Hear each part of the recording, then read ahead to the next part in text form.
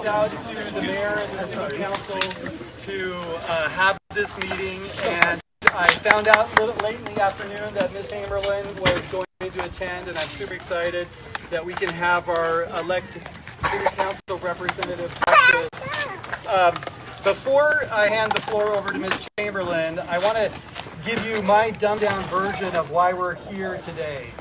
The Ninth Circuit Court of Appeals made a ruling about the city of Boise, Idaho versus a man who was cited for being homeless and sleeping on public property.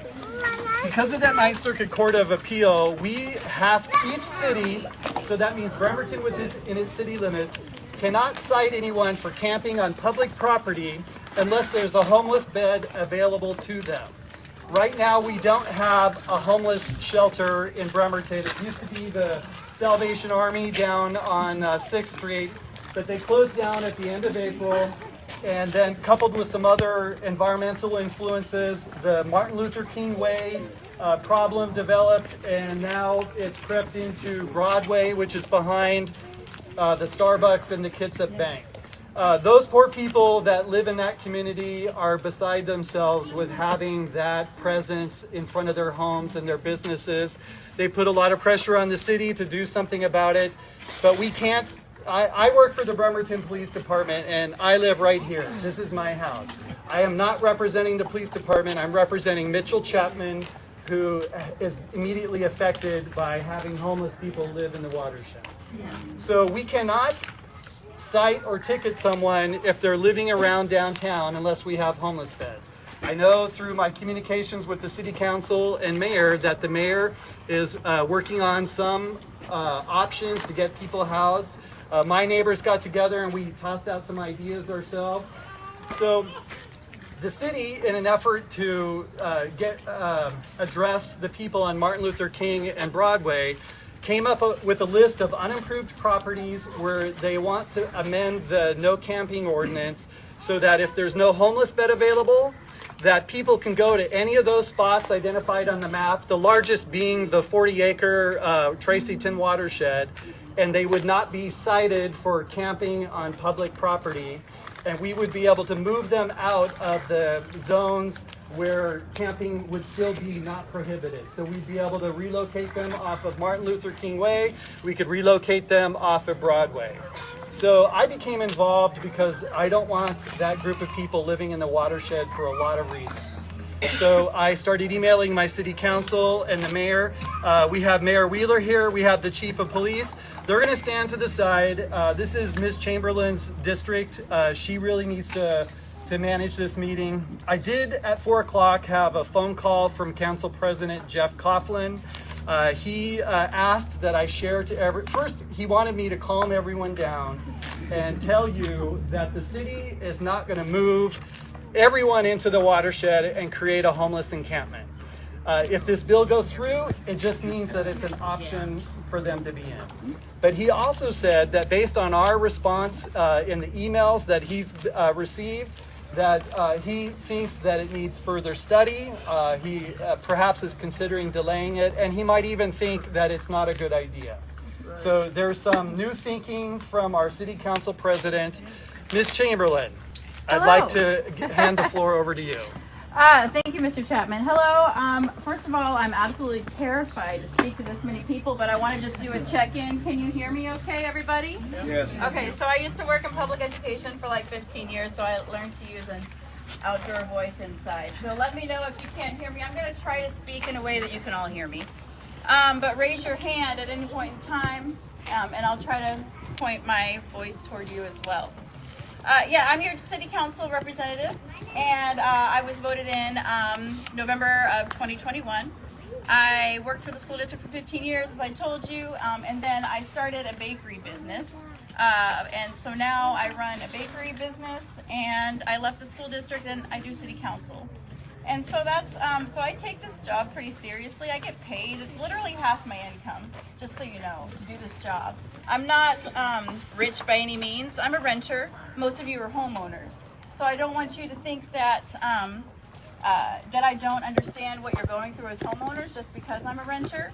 Because what I want to do is be here and hear you and also not only protect, you know, the rights of houseless people, but property owners as well. You have some very valid concerns.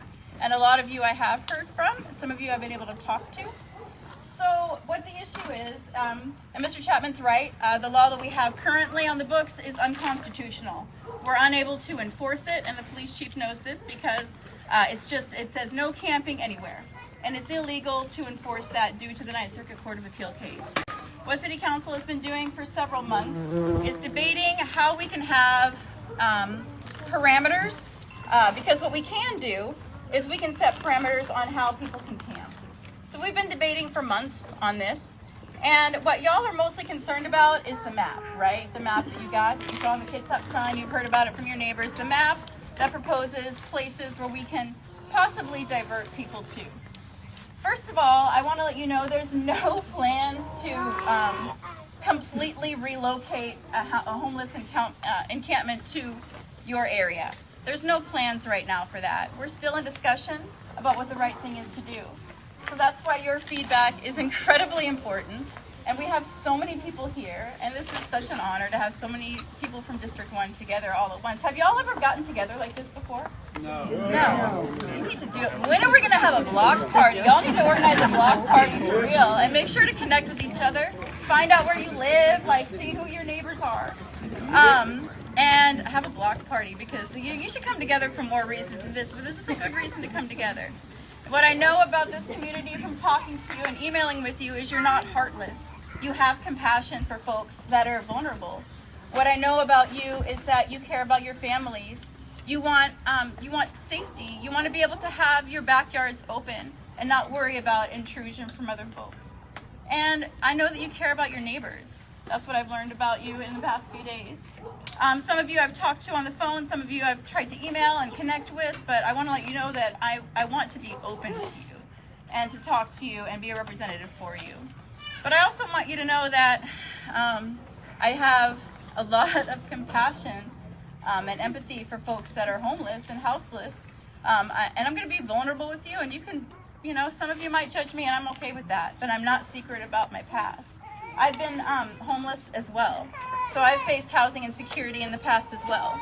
I'm in recovery, which is not really something that I always discuss in public, and so I come from that kind of a background. Now it's been about 20 years since I've been really in a bad position, but I've had the privilege of, I went through community service, I found recovery, I had the benefit of health insurance and mental wellness care through the school district when I went to go work for them.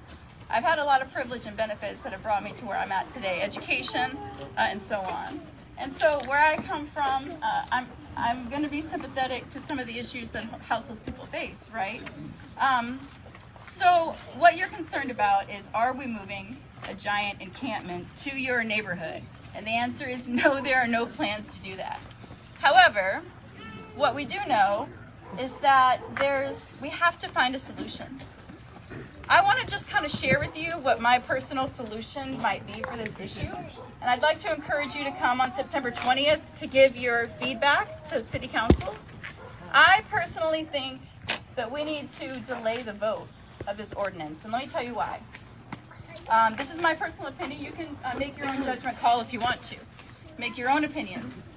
Right now, if we vote an ordinance into place, that gives the authority, that gives the authority to the police department, to administration, to go ahead and remove the encampments that we have now currently by MLK, by Broadway, and to divert them to the green spaces.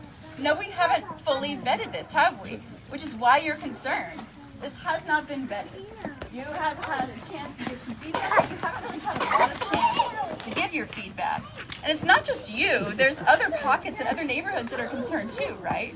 And not only that, but what about infrastructure? What about services for houseless people? How are we going to manage that? So there's a lot of unknowns. We can't just rush a vote for this ordinance. We can't just rush it. So what we have is, we don't have shelter beds in our community. They don't open up till November 1st. So what we have is a lack of places to send people who are camping right now. My personal opinion is that we need to, as city council, and I'm hoping that if you have questions you can ask me, but if you'll support me in this, that we can ask city council to delay the vote until at least the middle of October. It takes 10 to 15 days for an ordinance to go into place, and November 1st is when the inclement weather shelters open up, and that takes care of 95% of the problem, because most of these people that are camping are going to go to Salvation Army. What we also know is there's people that are camping that choose to camp.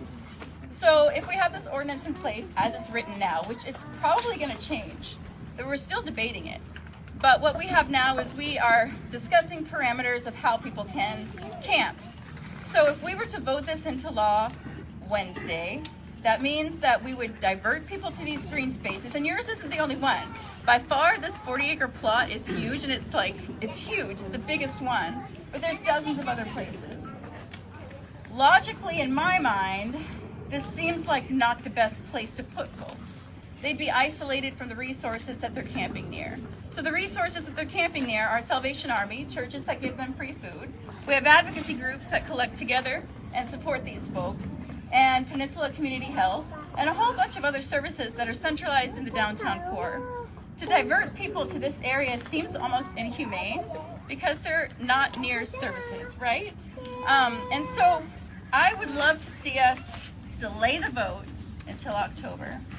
If we delay it till the middle of October, then 10 to 15 days later, the shelters were open and people will have beds. So I'm here to answer questions, but I don't really know the best way to do it. So I want to honor everybody's time. I see you, but Mr. Chapman? Yes, I'm here. Do we have pretty good at moderating meetings, if you like. Do we have, sure, come on down. Do we have any expectations of time? And yes, so I don't want to micromanage anybody this either. meeting will go no later than 6:30. Just so everyone knows, the mayor is going to head to the 9/11 memorial at 7 o'clock at Evergreen Park, and he would love it to see all of us there at that time as well. So no later than 6:30 for the mayor, but it's a free country, you can all stay as long as you like. So I'd like to open this up to questions, and so does somebody, I saw someone with a hand over here. Sir? Yes, so I'm curious, if there is a vote on Wednesday, how will you vote? On September 20th? No, the vote's when, tomorrow? No, it's on September 20th. It's the first time we would potentially vote. I would say no to the ordinance. So you would vote no? Completely, because Okay. we don't have enough information. So we don't have enough information. If all of you can come to council or write to council and say there is not enough information for you to vote on this ordinance, then we don't have, it would be rushed, right, to approve these green spots. Okay, so you're a no, we can count on that. I'm a no for rushing through the process, absolutely. So that doesn't quite answer his question. But, Okay.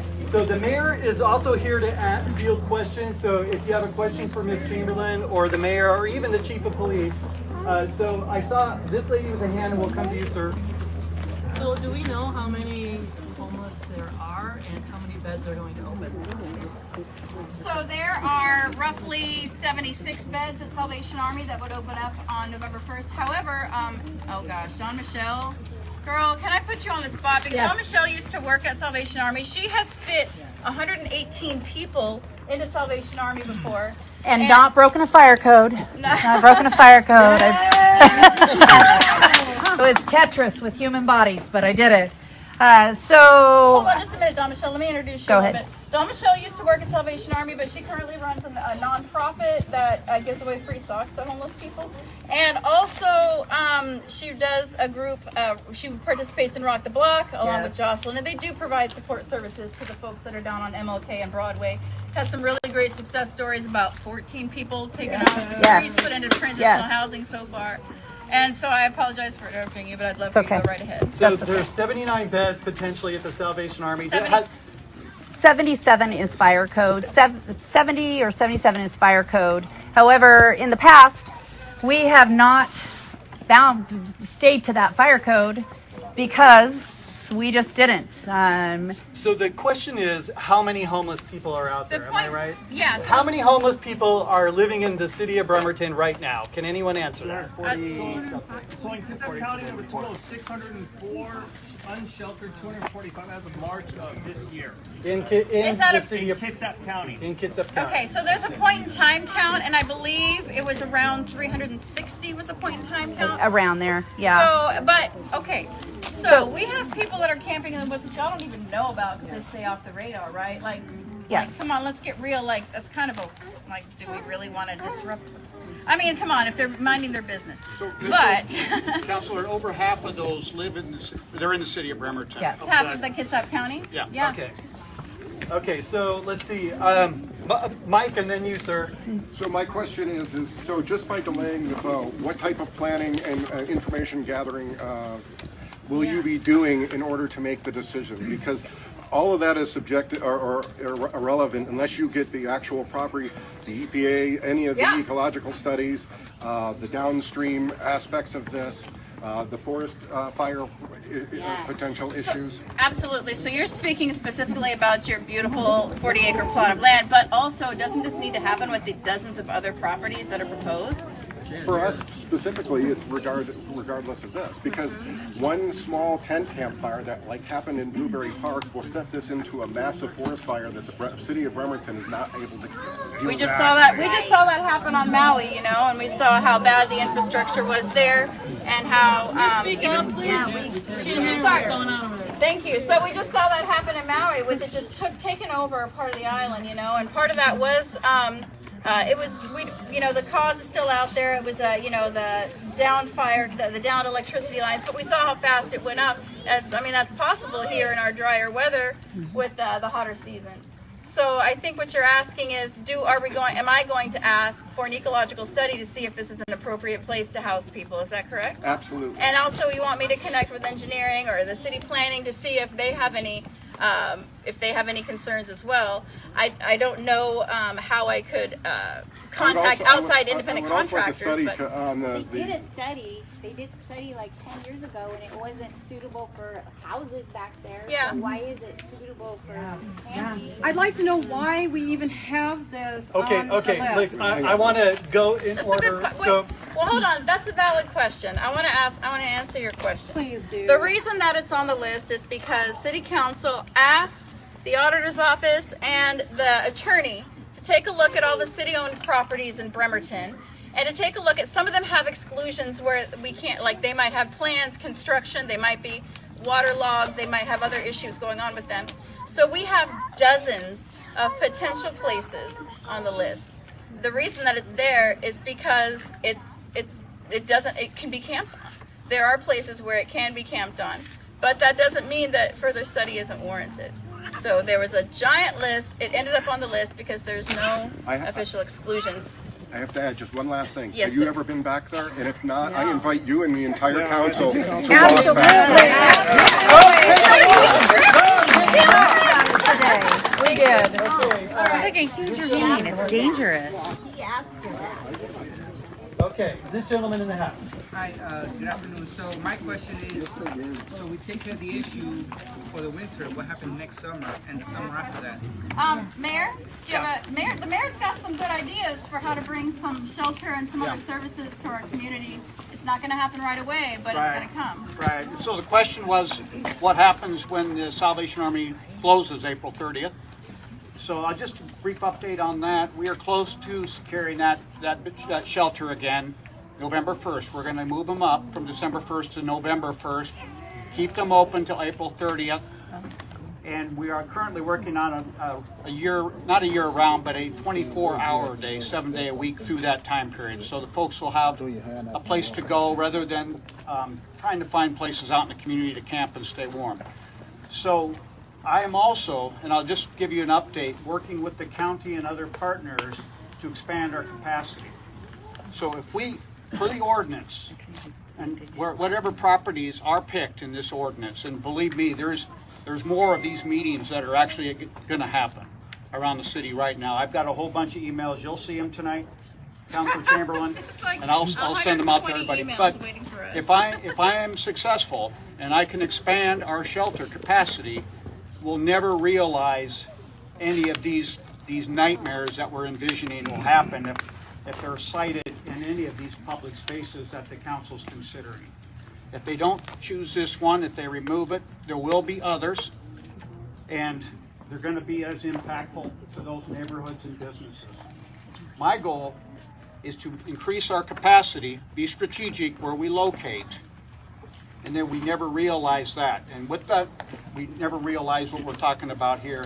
With that, there will be wraparound services. So that's, we all know there's a need for that. There's compassion. Not only is there a compassion, and it's a human issue, but we need to help people transition out of shelter into other housing so we can make more availability, maintain capacity, because that's what the laws are telling us to do. That's what the Ninth Circuit's telling us to do. I can give you updates so as we go along. A lot of work's going on right now. So the mayor's saying he has a lot of things in the works. He's trying to build capacity, and he's trying to come up with locations and programs so that we don't actually have to revisit this again. So we have, this lady's next, and this lady needs to go to work at 6 o'clock. Is there any way that I can just... I've been having my hand up for about half an hour now. I'm getting tired. Okay. My name is Bill Foran. I live at 305 White Pine Drive, and I've got a question for the mayor. Sure. Is that, what is the status of the CHI Old Harrison Hospital and the land around it? Because there's incredible amount. 4 years ago, that was, as you know, a working community hospital, and so it's perfect for services, et cetera, et cetera. You can get judges, social workers, doctors, lawyers, Indian chiefs, whatever you need up there to basically triage these folks and see what they need. Right. Well, the demolition permits are in the office. That's already being gutted. So just so you know, anything that's salvageable or recyclable is already being removed and has been removed, is continuing to be removed. A lot of it you're going to see in the new emergency room that's going in on Kitsap Way, which is a big need for our community. It's a big plus for our community. Yeah, and so that building wasn't suitable for folks who were entering hospital, needing a hospital. There's a lot of environmental concerns and health concerns. It's not suitable right now, and if I could just, and the process is already underway, sir, but if I could just close by saying we could repeat this conversation in East Bremerton with that neighborhood, because the same situation occurs. So unless you're talking about a 24-hour day, 7-day-a-week, fully operational shelter, I'm going to be able to. I'm pretty confident I can put something together to get us what we need. Now, time's of the essence, though. I have till April 30th to have a place for people to go when the Salvation Army closes. So quickly, just one quick comment. Is that Harrison Hospital had 3 different additions, 68, 71, and 93 or something like that. And so that the ER had 32 beds up there in 93, and if they tear that down, it's nuts. Because they had radiation oncology, they had an ER, and they had 8 surgery suites, and those got to be still up to date enough to and the roofs work, and etc. The old part from 68, the Ranchdale part, they should get rid of it. Any medical technology that's still current is being salvaged. So that's not on the table right now, and that's privately owned. I know that. But so I want to keep it focused on why we're here, which is the watershed being on the map. So this lady was next, and then you're next, sir. Yeah. Who's next? Hi, so we're from a different pocket of land. Okay. That's like just on Oyster Bay. Oh, okay. That's not my district, right? Regardless, okay. It's a tiny pocket of land that's on my property. It's flooded up right up to me. So I want to know how everybody's going to keep us. It applies. Same thing applies to me. Applies to everything else. How are you going to keep us safe? Because my experience with the people that are down on MLK, my friends who have ran that area, is they just worked down a cardboard house next to it. They're constantly outside their house screaming and doing drugs. They took their neighbor's chair and tried to bash their door in and bash their window in. Somebody that's a meth had just murdered my friend's mom. They stole my friend's dog. My friend has spent a couple hours looking for the dog, and this is the same people in that whole area that just did all this. So why are they getting pushed onto pretty much what essentially is my property to burn down my house? I can't afford, I'm renting, I cannot afford to move. And I have to be, there's a school bus stop that is right there. It's on a school bus stop. Yes. The green area is actually a school bus stop, and children go back and forth. So that is not I hear safe. A public safety question is how do people protect themselves? May I speak really quick because I've been wanting to clarify something, Mr. Chapman. Okay, so I want to explain because and I don't want to like talk down because some of y'all know the system, but some of y'all don't. So we're in a strong mayor system. What that means is the city council approves a budget and we make laws, and it's up to the mayor to spend the money and enforce the laws. So when you ask about enforcement, it's not city council that's in charge of that. We make the laws, the mayor's department enforces them. I'll go ahead and turn it over to y'all. So you're making laws that will affect us and harm us. Yes, ma'am. Not necessarily harm, but we make laws that affect you, yes. All the other stuff they have done. So we need to have the same people are being pushed to my property and So- everybody else's property. What I hear you saying is you are not ready for this to go through as proposed, and you want more time for us to investigate better solutions. That's what everybody's here to suggest. I mean, everybody here is to say we don't want homeless people camping on the unimproved parcels in the city of Bremerton. That's why we are all here, because we know the violence, the crime that swirls around that community. We know the fire risk. We could have a potential urban forest fire back here. We're telling you, we don't want you to approve that. Could you commit to say, no, we will not approve that map? I'm definitely committing to asking more questions, 100%. Okay, well, that's why we're all here. Shame. You did not answer his question. You're putting us all in danger. You want me to vote no on that space? Is that what you're saying? Yeah. Vote no. Vote no. So it sounds like wasn't around the question. we're going to vote no on you. Okay, so I'm not here to garner votes, y'all. I'm here to represent you, so this is the feedback that you're giving Well, me. we would like you to represent us for sure, and that's why we're grateful that you're here today. And I think you're hearing from everyone that we do not want that map approved by the city council to relocate until a shelter's open. You have to come up with a new solution. And let me tell you what I believe about this space too, okay? So we have shared values. I heard you say I'm walking around the questions, right? Yes. Okay, so I believe that we have a shared value here. Okay, my personal opinion is this green space is too far from services. We need better services for our houseless community. Yes. Right? Yes. So the shared value that we have is most of us do not believe this is a suitable area for people to be. Okay, so that I can commit to. Does that answer? Is that better for you? It shouldn't even be on a list. Is that better for you to, as an answer? I don't think so.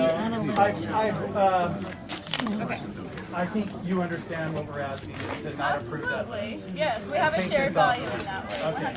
So we have this lady here, we have this we have 4 people right here. Lady first. No, a lot of people I keep hearing that we're going to have the exact same conversation in East Bremerton. There's already 120 emails we're going through. But in my opinion, this is not even the same. This is a 40-acre wooded property away from the facility. So I just want to, I feel like saying that is just doing a disservice. So I just wanted to call that out. Thanks. What was the question? Okay, I wasn't focused on something. Okay, you were calling out something and you were saying that it's too far from services and it does a disservice to everybody. Yeah, I mean, we keep saying that we're going to have the same conversation in East Bremerton or the hospital.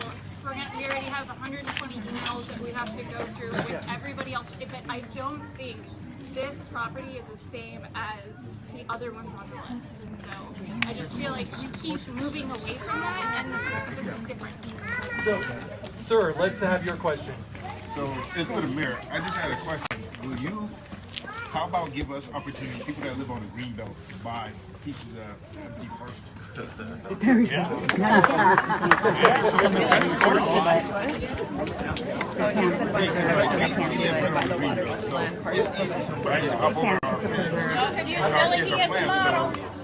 If we're able to buy some of that parcel, we're willing. Yes. There's different ways. Well, actually, no. The council works through their process. And, you know, and I'm going to put that on the council to work through the camping ordinance. But this community, you know, down the road, felt that that was better, maybe better utilized as a park. And you should mobilize, connect. We will hear you. I'm sorry, but the question of I didn't hear the second one, but I'm going to repeat the question about neighbors getting together and purchasing part of the green area as a buffer. And so I don't know, Mitchell, I'm going to leave it up to you as a facilitator whether we're getting off track. I think we're getting off track on that, but I think it's something that the mayor is hearing. This lady needs to go to work. Let's have.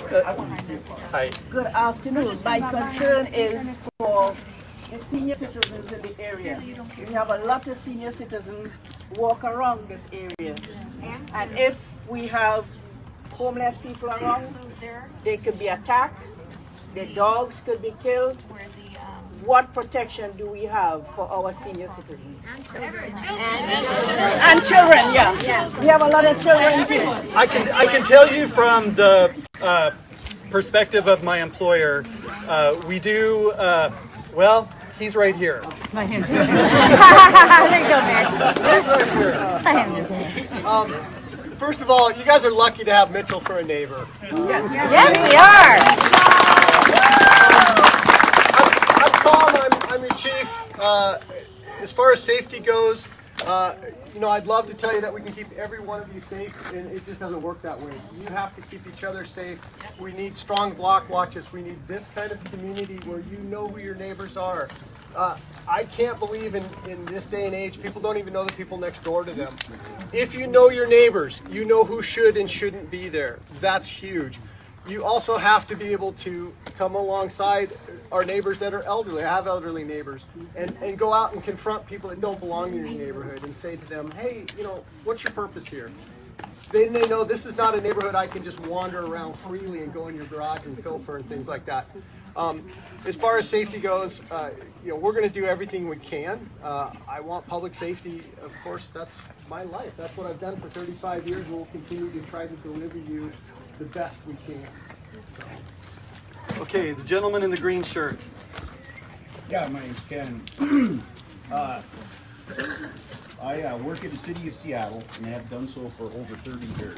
And I've lived just one street over for the past 20. Deal with the homeless on a daily basis. Once a week, I have my life threatened. Threatened to shoot, threatened to kill me. Okay? I'm not allowed to utilize my concealed carry at work. So he doesn't allow it. So the person for it's called the homeless, or no, excuse me, the houseless, that's what they call it, came to the shop to address all these threats. And he says, we'll just call the police. So we have called SPD, and their answer to us was, we do not provide security. That's from one city department to another. So what am I going to get here? Like, if I call the police, am I going to get somebody coming here, or am I going to get the answer like I get at work, that you do not provide security? If I'm going to be responsible for my own security, I'm well equipped to handle that.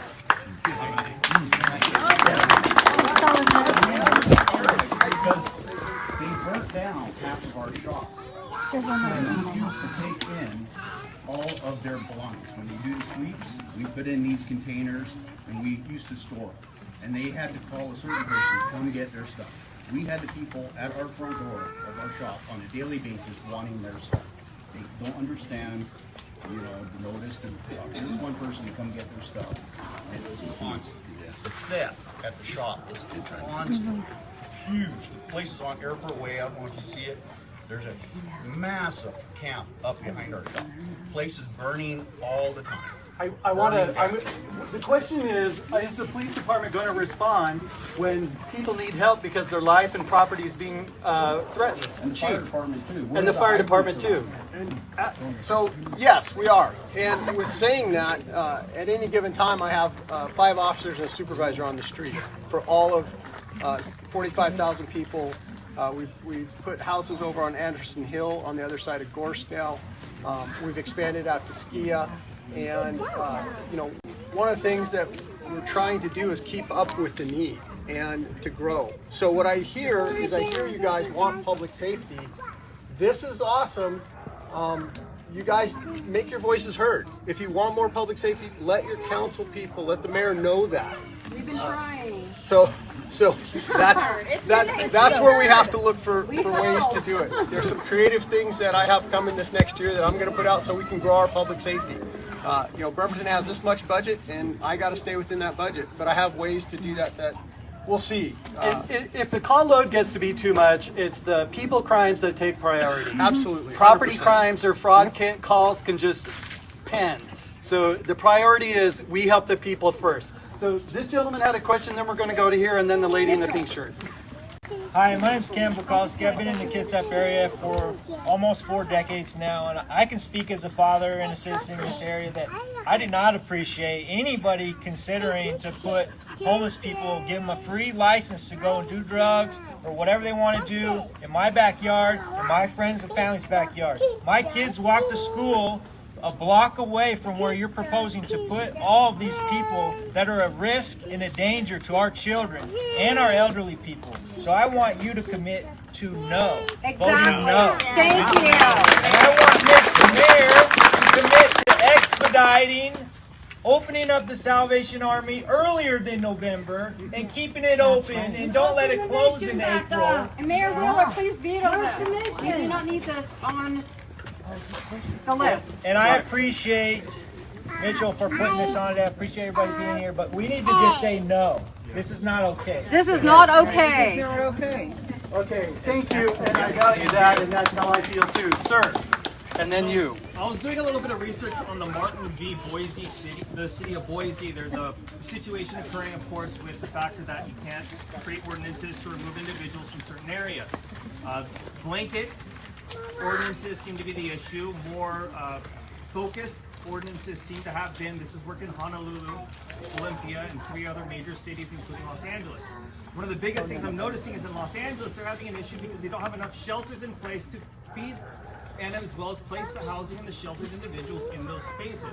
Because of the lack of housing, they can't create the ordinances, but if we leave it as this and we look at the stagnant number or just the number I mentioned earlier in March, if that number grows, we need to then grow the sheltering. Yes. So what is the limit of the sheltering, and as well as helping these individuals out to get them placed versus leaving them to just go into shelters in and out, where we're seeing 76% of these individuals are dealing with mental health crises or who are relapsing from mental health crises in general. So I'm not looking at it from everyone here is looking at the now. I'm looking at ahead. What are you going to do to be able to solve that and keep individuals from selecting us as their sanctuary because our services got better? Yeah. Well, just so everybody knows, it's a societal issue hitting every single city in the West. And if I solve this, somebody told me I could be president, and I probably wouldn't do all the things. But what I will commit to doing though is one more thing. I'll back up. We don't know how many more are coming, and why it's happening, or when it'll stop. And so what I can do is commit to every month, every day, looking for funding and partners to increase capacity. So the Salvation Army, this isn't what they normally do. This took effort from myself and Kitsap County together to gently twist some arms to get them to open back up, because it is a tough, thankless job. And Don knows that. There are a lot of people that do this too. November 1st, we've already got them to move it up. April 30th, we're looking for the funding to actually get this done. This is our hard-working tax dollars we're going to pay for this. I'm going to go out and see if I can bring home more money with all of our regional partners to open up another shelter. There's a couple different ways you can do it. Mitchell's recommended this temporary type of shelter structure. They're called sprung structures. Those are doable. They're cheaper. They still have to be sited, located, and built or assembled. There's not communities or tiny homes. We have to be strategic with our funding and where we locate these. They should have services with them. So there's controls, including security. So my goal is to never ever realize the greatest fears we have with citing anybody in an unenforced camping area. Because if it's not here and it's starting to look like from the community, you're really starting to sway the council. You know, that's going to be somewhere. That's per Boise. That's per the laws we have to operate. So the mayor's hustling to get extra money. He's hustling to find other structures where we can house people. We're all concerned that if you build it, they will come. But that may in fact happen, and we may have to increase capacity. The lady in the pink shirt, and then him, and then her. So my question, I hear you talking a lot about services. We know that there is... I hear you talking about services, and we're all aware that a lot of people have needs for services, and I appreciate that there's focus on that. The services I'm concerned about, though, are what caused the health department to go in and clear out the Hillahee State Park, what caused the health department to go in and clear out the encampments behind Safeway and behind the old Albertsons. There's no way you can put porta potties back here. There's no ways you can put services for garbage pickup back here. Those are the type of services I'm concerned about that you have not addressed in any way, shape, or form that are going to help support the individuals that may camp back there that will also cause environmental impacts and health and safety impacts to a watershed. So has an environmental impact statement been done on any type of human increments going into the watershed? And then to the Dyes Inlet. Garbage. Well, there is the type of sheltering I'm talking about does require permitting, and so those things have to be addressed. For this here, which is just an unenforced area, the idea there would be let your council people know exactly what you're concerned about, because we're talking about potentially citing porta-johns here. Depending on your concern. But how can you get them in? We can't even hardly walk back here. There's way. I mean, there's actually, you can't walk them in, but it could be done. It's just, is it reasonable? Is this a smart place? Again, I think you're making your point heard with the council, Mitchell. What the lady wants is services if the city's going to have people back there. And but overwhelmingly what we've been communicating here is that we don't want them back there, just like all the other neighborhoods are communicating. No, I don't want them back there, but I'm like, if they're going to do this anyway, because let's face it, they tried to push it by us without our knowledge. Exactly. So if they're going to do it, nobody need to do things like that. They need to think about things like this as well. So can I speak to that? Okay. We found out the same time y'all did, okay? On Wednesday, we got the same list you did. There was no, conspiracy or anything to, put people in your space. So we found out, we were asking for the map, and it wasn't ready until, Wednesday. I asked for it ahead of time. Other people asked for it. It was not ready until we got it literally at the council meeting at the same time the whole public found out about it. So I think what the city council members are saying is that we have all, as citizens, raised some very serious things for them to consider and study. And I think what I'm hearing from Council President Coughlin and Council Representative Chamberlain. Council Vice President. I'm sorry, ma'am. I didn't mean to malign you that way. But the Council Vice President is that they need more time to figure this out. Yeah. Yes. So, and wait, we need you to also email and come to City Council to give your public input that we need to delay. For whatever reason you want it to delay, your reasons, your feelings are valid, but we need you to come. We need you to come to City Council, to write, to email, to call, and say we do not have enough information. Please don't vote on this. And so I can give you my information, but city.council@ci.bremerton.wa.us is the generic email. It's going to take a few days sometimes for those emails to get to us. Sometimes you're going to see a reply from the mayor before you see a reply from me, because our staff forwards those emails to the right person or to all of City Council when they get them in order. We have 120 sitting in the inbox right now, and our city staff person is maxed out, but she's working hard to get it to all of us. Okay, we only have 14 minutes left with the mayor. This gentleman, then this lady. So I have a question or a comment. You can do whatever you want with the houses, but the mental health system in this community, in this state, is broken. Yes. And that's what the problem is. I work for Kitsap County, and I work with the elderly. And constantly, I'm working with people that have mental health issues that can't get any help. So we can put people, I'm not ignorant to the fact that there's probably already people camping back there. You know, there are people, I've seen stuff up by the pool. I live up by the pool. And I've seen stuff back there in the woods that is questionable. But the mental health system is broken. You can put people in temporary housing until April 30th. You can figure out where people are going to go. You can say, we're going to have these people live here. We're going to have these people go here. But if the mental health system isn't fixed, none of this is going to get fixed. I see people singing on the corner of Warren Avenue half the time. I've been past the encampments downtown. I go to that Starbucks every once in a while and I see tents on the side of the road on Broadway. But the fact of the matter is these people, or most of these people, probably 90% of them, have mental illness. So, and it's not going to get fixed unless something happens to the mental health system. And that is my opinion. So the Bremerton Police Department has 2 navigators on staff that helps this community get connected to services. It's a drop in the bucket for what's needed out there. Yes. And we all know that mental illness and drug addiction are the culprits, are typically behind what keeps these people unhoused. But I don't know if the city can, I don't know what the city can do on the mental illness part. I know I'm sure they can work with KMH or something. We have partnerships with Peninsula Community Health Services. We've established mobile addiction treatment clinics, primary health care, Kitsap Mental Health, Pendleton Place on Kitsap Way. These are all, we've had direct partnerships either through funding or things like locating the property, which I did for Pendleton. With the chief, if the fire chief was here, he could talk about how the city of Bremerton, myself and the chief, started the partnership with Peninsula Community Health Services. We know that, and every day it's daunting.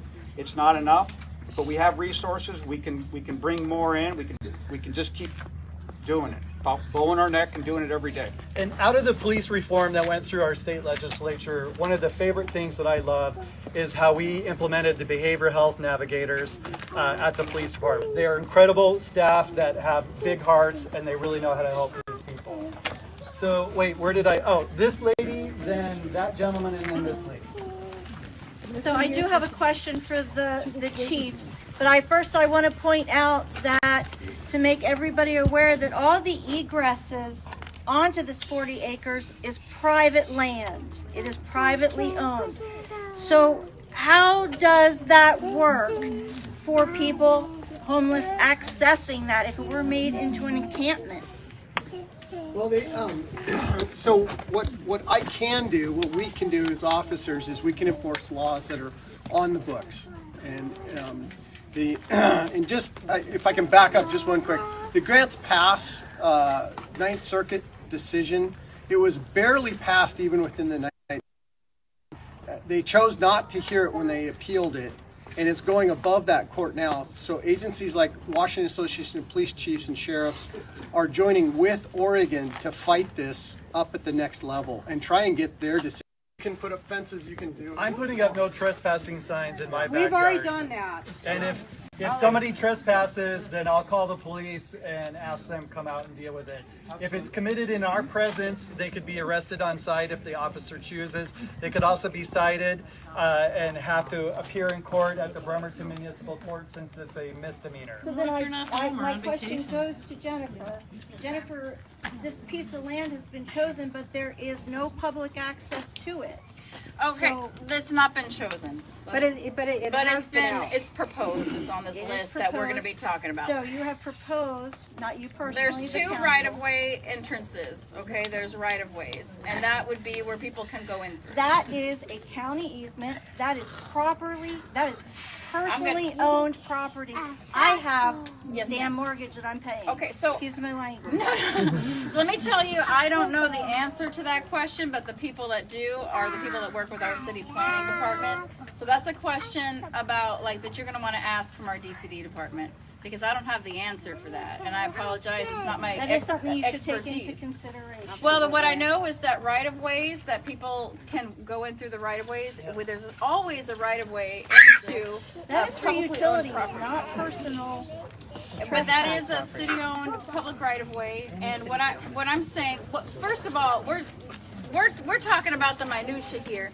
What I'm hearing everybody saying is they don't think it's an appropriate place. So I feel like that's the feedback you want me to give, right? Not talk about the minutia of these right-of-ways, but to instead ask that this plot be taken into consideration. That's what we all want. That's what we all want. To be off the list. Yeah, and I can't know everything about everything. That's right. That's right. And Mayor Wheeler, who has 7 minutes, has something to add to this. Yeah, and just so you can kind of, maybe this will help with context, and I totally understand the fear. I have another meeting I will be heading to soon in Kitsap Lake. They want to know if we really, or this is on the city council's list. They're still reviewing it. It's under, we can call it draft form for right now. It's not approved. There's a wetland that's also on this list. Certified wetland. I will go up and reassure them that no, you cannot camp. Nobody can camp on a wetland. It's against the law. It just happens to be on a piece of city-owned property. So it's the same. There's a couple others like that. So obviously this, this will be on the council to go back, review the list, look for things that are reasonable, take public input. There was good advice about what's been done in the past about more spots or more specific type of targeted areas that are community specific. I'm not going to steer the council, but that's going to be on them to do that. So, Okay. Somebody said something? You're not going to find a good spot.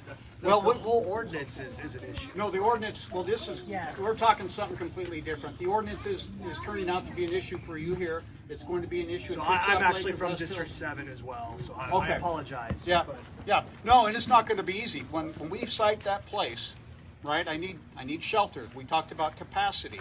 There's going to be a business or a neighborhood close by that we're going to have to reassure that we can keep them safe. I did it once with Pendleton Place.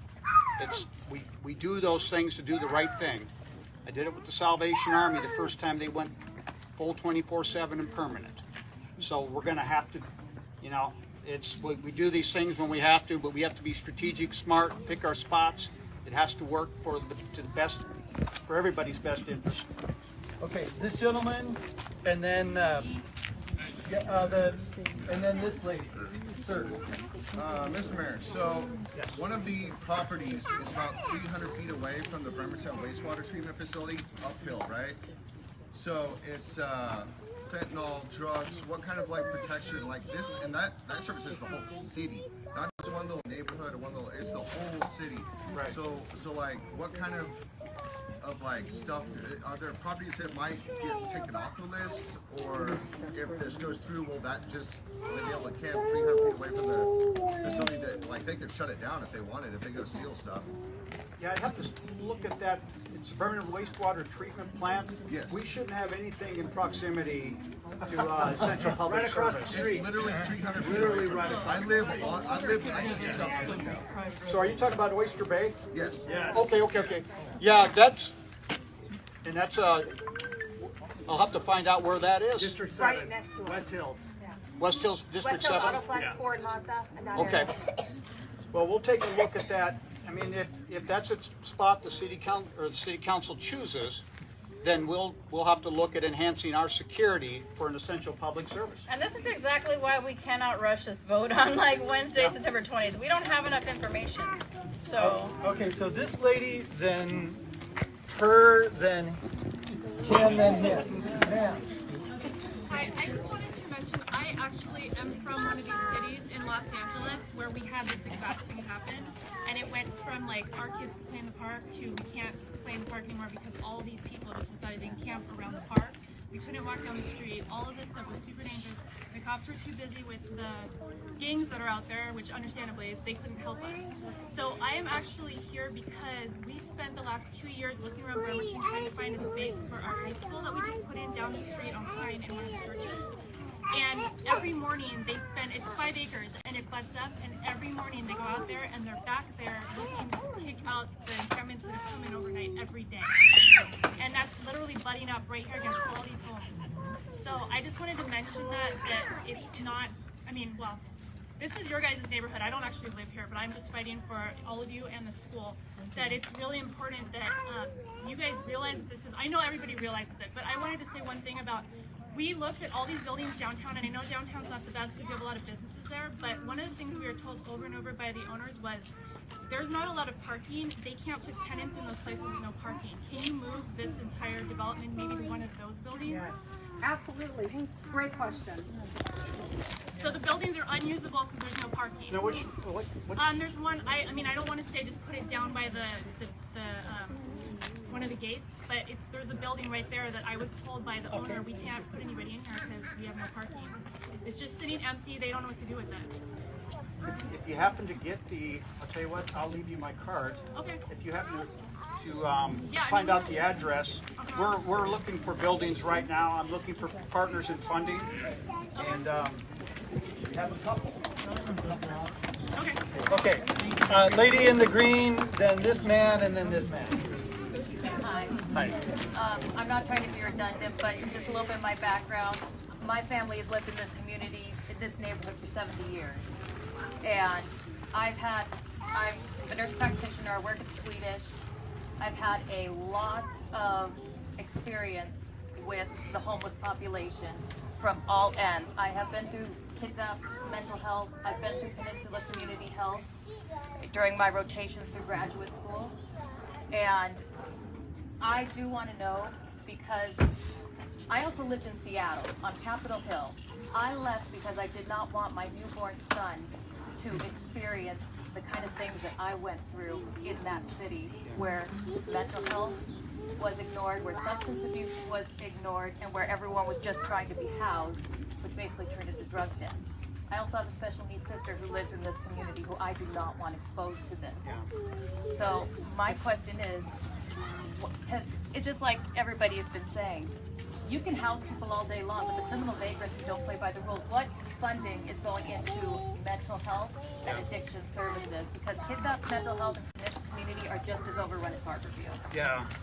So, Mitchell, if I could close with this. Okay. There's then the mayor has to go, everyone. Yeah. And there's two parts to this: services and availability, and something that's even more political, which we haven't talked about tonight, which is enforcement. And so I do have a position where we don't tolerate drug use. So we're talking about communities where you see criminal vagrancy. So we're going to just talk about criminal vagrancy real quick.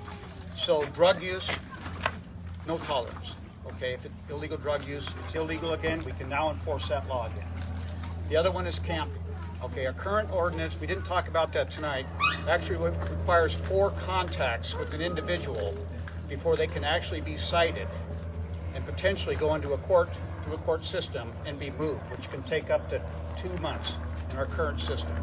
I am asking the council to consider one interaction, and then it becomes a criminal offense. We can move much faster with providing relief to the property or business owner in that area and getting the person to the place they need to be.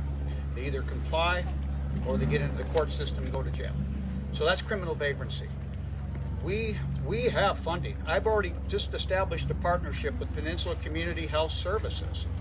As soon as I locate this shelter, we have a partner. Okay, and I have a partner with Kitsap County. And they have a good funding model that actually can meet the need. So we can do this. Kitsap Mental Health, I just got an email. They're all in. They're ready to go. So we got to get one of the toughest parts about this first is the money and the location of the actual shelter itself. We can get the agencies to partner afterwards. So you're looking for a place, is what you're pretty much saying is the biggest thing right now. I am. And then, have you ever talked to Chuck Henderson? Oh yeah, I just talked to him today. He's my uncle. I just saw him today. Oh. Yeah. Wonderful. Yeah. Oh, you know him too? Yeah. Well, CDBG funding for So. Okay. Thank you, Mayor Wheeler, for being here today. And I appreciate it. So, if there are any other questions for Ms. Chamberlain or the chief, Caden has a question, and then this gentleman. It's more of a concern, but so I've been here for 8 years. I went to Pinecrest, Fairview, and all of them. So Pinecrest, they get up a little bit later and they look on the bus, but it's down near there, and a main entrance for the 40 acres is right there. So I mean, they can just hop over whenever. But as a high schooler, I have to wake up at 7. Well, sorry, I have to get out of the house at 7 Dark. to make it to the bus. Oh, and, dark 30. and it's winter, and it's going to get even darker. And then middle schoolers have to get up even earlier. Yeah, see, thank you. Yeah, Fairview has to get up even. Yeah, I know, I've seen it. I know it gets amazingly dark. It's beyond. And then if they do let it here, I mean, Halloween's coming up soon, and I don't really want to take my little brother out, possibly having homeless all over the place. And then I live in that blue house, so we have like a trail there. And if they do open it, I mean, they can. I mean, we've seen trash already there, but like nothing really dangerous. But like, I mean, they can be drugs right there. I mean, right next to my house, and I don't really want to have my little brother walk through that and have other kids doing that too, because I know there's a lot of kids who walk by that too, or runners, and every day too. So that's what I'm worried about. I think what he's saying is that he's concerned for his family's well-being, and bringing more homeless people in his area could make that problem even worse and really threaten their safety. But I think what I've heard from Ms. Chamberlain is that the council needs to rethink this, at a minimum, the map.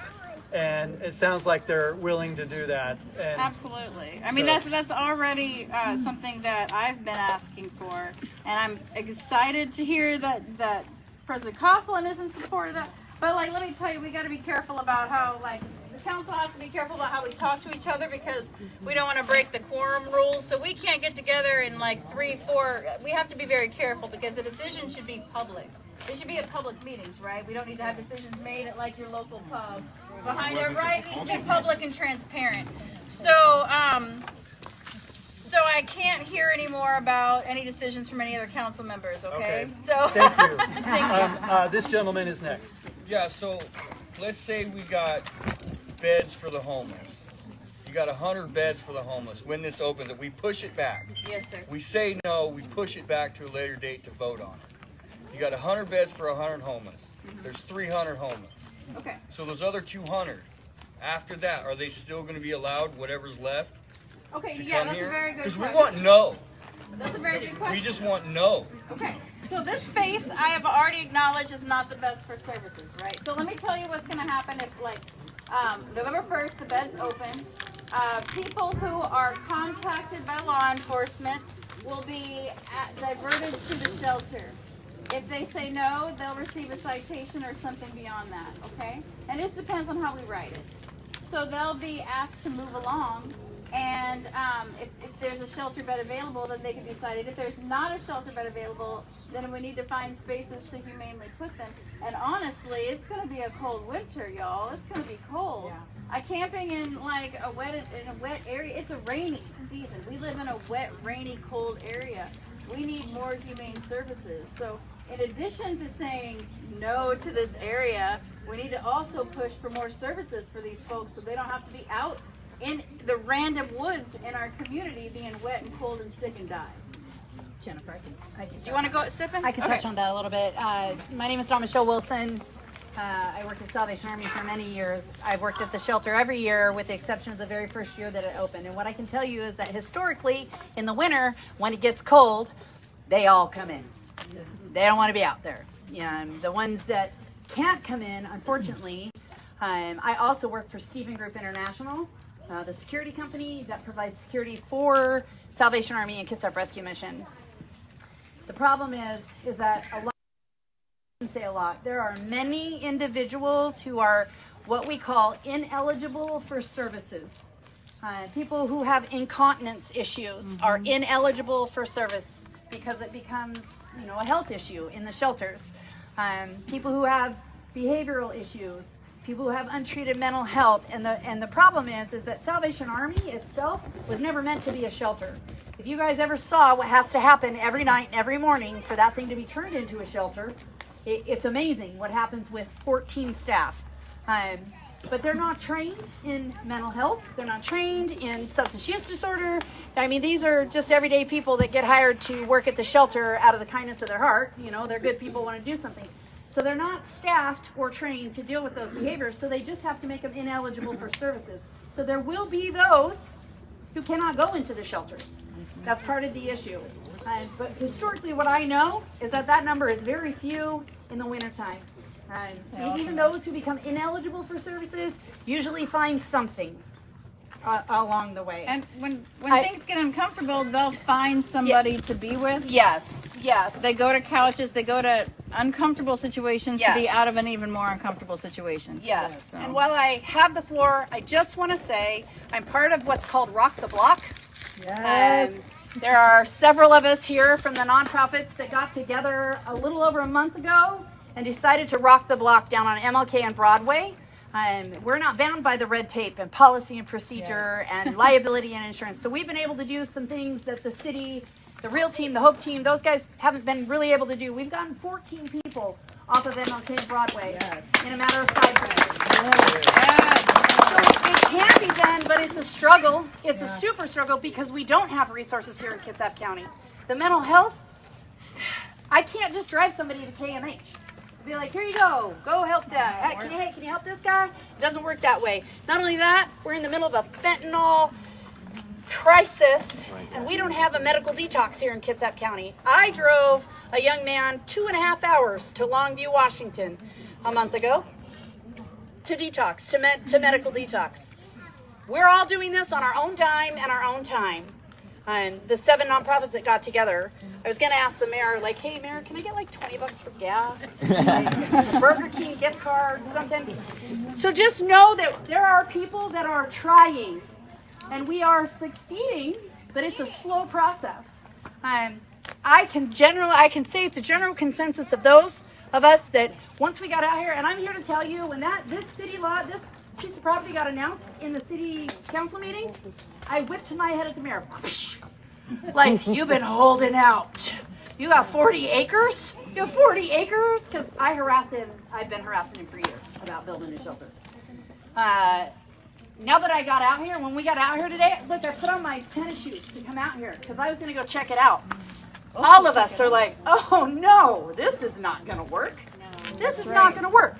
So even the nonprofits that are working with these people, we are not in favor of this piece of land back here for all the reasons that you guys just said. Yes. Jean-Michel, thank you for what you're doing for this disadvantaged community. This lady, and then I've got people back here. Ma'am in the black. On the fire. Sorry, I just have a question. I heard somebody address the drug issues that some have that are homeless. But in all actuality, I'm loosely involved with some of the nonprofits. I can offer monetary support, but not a whole lot of time. But for those that are unhoused, that are not on drugs, they don't have substance abuse problems, they're out there because they can't make rent. Yes. What's being done for them, or maybe that's not an appropriate question for this forum, but just my question would be, what's being done for them that they can get off the streets? And that's more people that are able to have amenities provided for them, because it's nuts how much stuff goes for rent here. The house across the street for me, it's $3,000 a month in rent. Yeah. That's not attainable for a lot of people. So my question is for those that don't have the substance abuse and they're not out there doing bad things. They're just out there because they lost their home because they couldn't make the rent. What's being made available to them so that they can become housed? And maybe some of the, I don't remember what the number was, over 300 people that are out there, then those people they're kind of taken care of. I don't mean if that sounds terrible. Ms. Chamberlain, Not can at you all. answer that, please? So I can do the best that I can. I wish the mayor was here because he's got a whole list of those programs. So some of the programs include, well, we just had Kitsap Community Resources created this beautiful partnership, and they have acquired some housing that's right next to McLeod's. Do y'all know where that is? The housing that was just built over there. So they're going to be able to put families in there, and they're beautiful units. They're like, there's 10 homes, and they're like 3 bedrooms with a garage and a bonus room. And so there's that kind of thing. There's rental assistance in our community, but there's not enough resources for families. There's not. I'm a home health nurse, so I work a lot with low income and people with challenges. So I give the yellow booklet to 95% of my clients that, here, if you're having problems making your utility rent, here you go. Or if you need, stuff. There's utility. Yeah, Kitsap Community Resources has some resources, but they run out of money. They run out of money every month for rental assistance. They run out of money every month for energy assistance for folks in need. And so there's just not enough for those in need in our community. And let me just kind of I'm just going to bring up something else if I can get on my soapbox. But Kitsap County does not really provide us with a whole lot of resources, considering Bremerton is the poorest city in the county. Why is the county not providing more resources for us to solve this issue with houselessness? Why are they telling folks that here's where the resources are? And I mean, other communities are sending people here. I mean, we know this is happening. Well, I know the answer to that. Yes, tell me, what's the answer? Because Bremerton is in Kitsap County. Yeah. That's what I keep hearing. Bremerton is in Kitsap That's County. a cop-out. Well, we would really love for the county commissioners to be more involved with providing services to Bremerton, because we can't, the taxpayers of Bremerton, we can't shoulder all of this. Yeah. We need help. And so write your legislators too, write your county commissioners and say, quit leaving Bremerton out of your budgets, you know? We need help. This is like triage time. And you're upset at me, and I get it, because I'm your council and you're scared about, but we're trying to, we don't have, and we approve the budget, but we don't have enough money to fix these problems. There's not enough money available here. So county commissioners, state legislators, Derek Kilmer, all these people need to be bugged constantly so that we can have more resources. And also the other cities surrounding us. Why is Paulsbo? Why is, Silverdale? Why are Bainbridge Island not taking more of an ownership of the issues that we have in Bremerton? Yes. Amen. Can I borrow your soapbox for just a second? Yes. So in the last few years, our state government shut down the mental health facilities and dumped that on cities and counties. Yep. Where'd all the money go for that? Our state government, our state legislators, people that you get to vote for, decided that drugs should be legal. Let that sink in for a second. They allowed drugs to be legal, and now that that didn't work out so well, because look around, we have a fentanyl crisis. Kids are dying. 43 kids this year alone have had to use Narcan in schools in the state. That's outrageous. It's not okay. So when they decide, yes, we need to make it illegal again, they didn't make it a felony. No, they dumped it back onto the counties and cities again. Where's all that money now? Yep. Where is that money? What is Derek Kilmer doing? What are our state legislators doing? I've had my conversations with them. They ignore me. Most people ignore the police these days, but that's, especially if you're behind them with lights and sirens. But you have a voice. And so God bless you guys for being out here. Yes. But don't let this stop with one issue. You can fix and make your neighborhood, your city, your state the way you want it, because you're actually in charge of this. I work for you, okay? I put my kids through college because you paid my salary. That doesn't get lost on me, okay? I owe you a debt of gratitude. My family owes you a debt of gratitude because I work off your tax dollars. So you better darn well be getting your money's worth out of me. Well, Mitchell too, and I'm going to give him a lot of extra work. But, Me too, yeah. Me too. So demand this. Demand it from your police department. Demand it from the people that are supposed to be out here. Your voice. They're supposed to be your voice. So get your money's worth out of it. Is just, I'm encouraging you. This will change our community. Yes. So there's been some brilliant ideas out here tonight.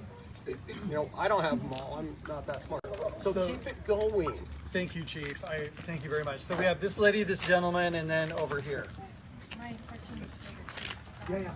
How feasible do you think it is for you to be able to monitor? She's asking how feasible is it for the police department to monitor a 40-acre parcel of wilderness forest? Essentially, it's a good question. People already there are allowed. We already have an issue. And being on the county line, are you going to be there? Is Bremerton Police going to monitor, or Kitsap County?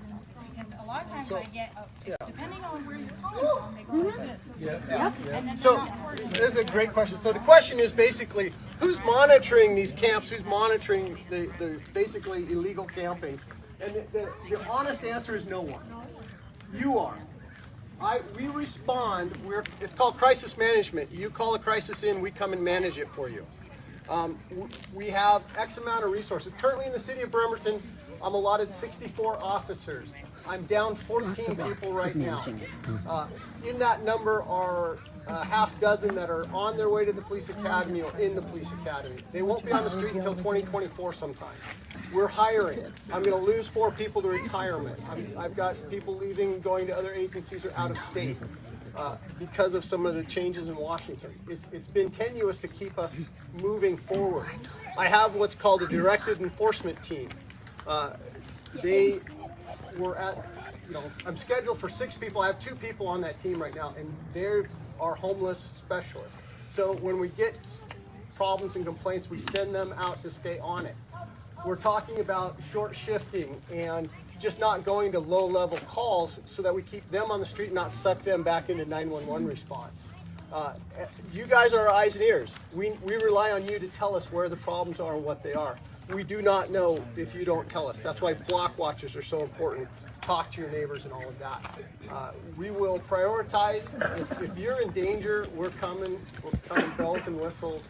If we are all tied up on something, we're asking county to come, we're asking state to come, Port Orchard, Paul's, somebody will get there sooner or later, but we will send someone. But they say they're not legal, they're just not. Yeah, they're not forcing it, and people know that. So I have a different take on this, and it may not, but a lot of the laws and things that happened in the last 3 years were all built around compassion for our fellow man. I have great compassion. I've literally in my 35 years had people die in my arms. I've seen the worst of the worst. But leaving people in drug addiction, leaving people on the street with behavioral health is cruel. Yes. It is cruel. Yes. And it's not compassionate. You have to have accountability. We have people in our state legislature that if they weren't held accountable wouldn't be where they are today. They'd be dead. But they got arrested, they went to jail, and they got to start their life over because they got held accountable. They got services. They didn't get thrown away into prison somewhere. They got all kinds of chances to turn it around. But if you don't, and I tell the story about a young man last year when I was on bike patrol, needle in his arm, and I talked to him for 45 minutes about getting help. Some of his friends died from fentanyl overdoses, and it was just not today. I'm not going to do it today.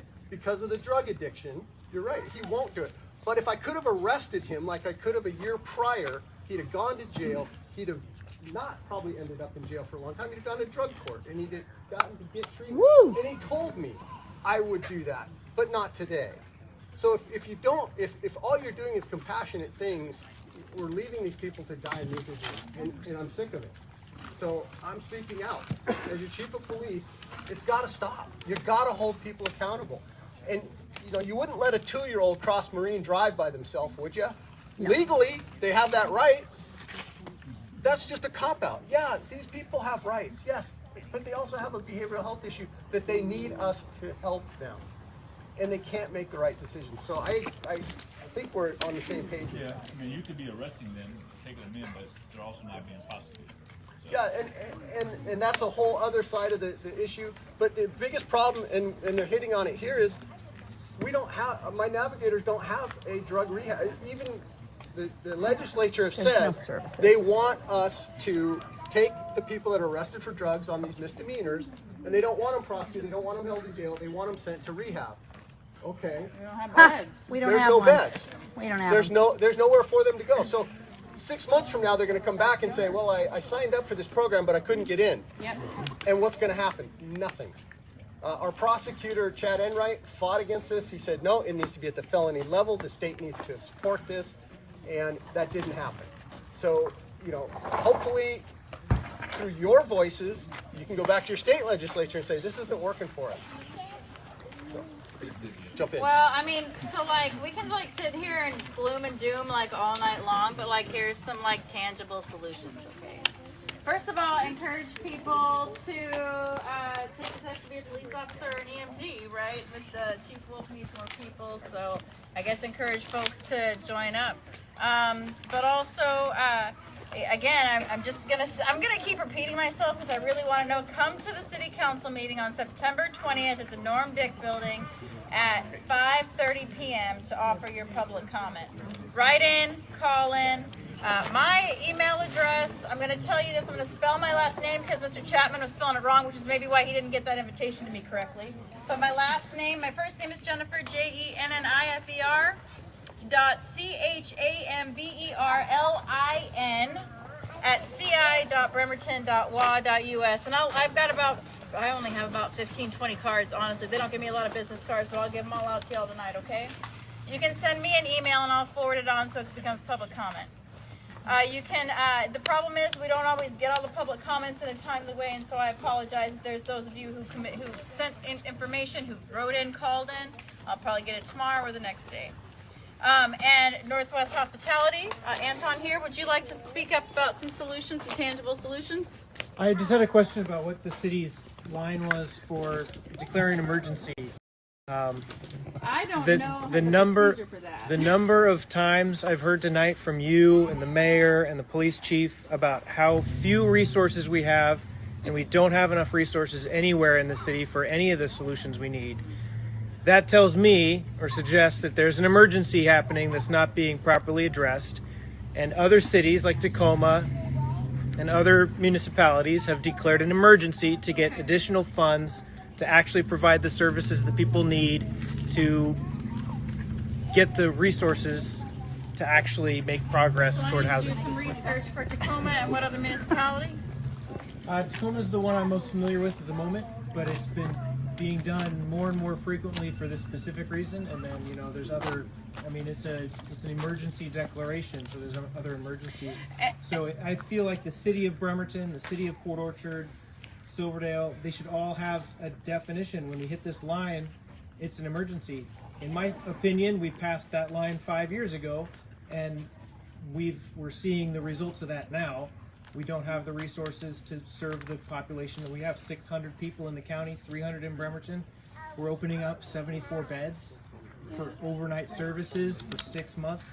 There's an emergency, and the cities and the county need to step up and declare it so we can get the funds and resources to provide services upstream instead of responding to everything downstream. And I brought this up before because somebody presented that, and I thought it was brought up at a meeting, and then the lawyer told me it wasn't brought up at a meeting. So I'm going to bring it up again because I have brought this up in the past, and they said, oh no, I don't think that so-and-so said that. And I said, well, I'd like to learn more about it, and then it just kind of got put by the wayside. So I'm going to do some more research on how to declare an emergency.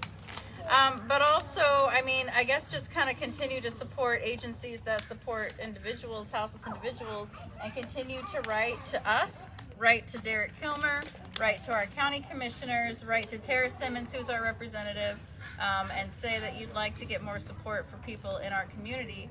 I've heard you. And I've heard from other service organizations that help assist houseless individuals. This isn't the right place. So I just want to let you know I hear you. Thank you. Yeah. Thank you, Jennifer. So this lady here, please. Okay, I'll make this really quick. Yes, ma'am. You know, I think we've made it perfectly clear with everybody here that this is not a great solution and we don't want this to be an option. But one thing I keep thinking as I'm listening to all of these great comments is, you know, the elephant in the room. We're not solving the problem. We're just moving it. I know. Yeah, What is we're that? moving it. Who Making said it it? our problem. Deck chairs on the Titanic. Somebody wrote that to me. So you did. Yeah. So one of the issues that we have as the people that are down there doing the work is we're like, please don't come in here and sweep this, because then we can't even find them to try to help them. And all the things that we have gotten them, and the sleeping bags and the tents and all the resources that we pull from community and our own pockets are now gone, and then we have to go buy them again. So we've had this happen over and over and over again. I just want to piggyback on what the chief said, or captain. Chief. The chief. That guy, the really important guy over there with the badge, the handcuffs, and the gun. I'm just Tom. So just Tom. He talked about, by the way, we're really excited that you guys kind of get to be cops again. Because it's really frustrating to me when I am down there working and I'm getting fentanyl blown in my face, right? We've got them all really pretty well trained, put it down while we're there. But the bottom line is, it's horrible that I know what the solution is, and I'm watching them suffer because drugs were legalized. And I know what the solution is because I was a drug addict for 23 years in this town. And I was homeless in this town for 10 years. And thank God I had a Bremerton Police Department officer who did not give up on me and chased me around this town and terrorized me and arrested me over and over and over again. We're just glad you were slow. Yeah.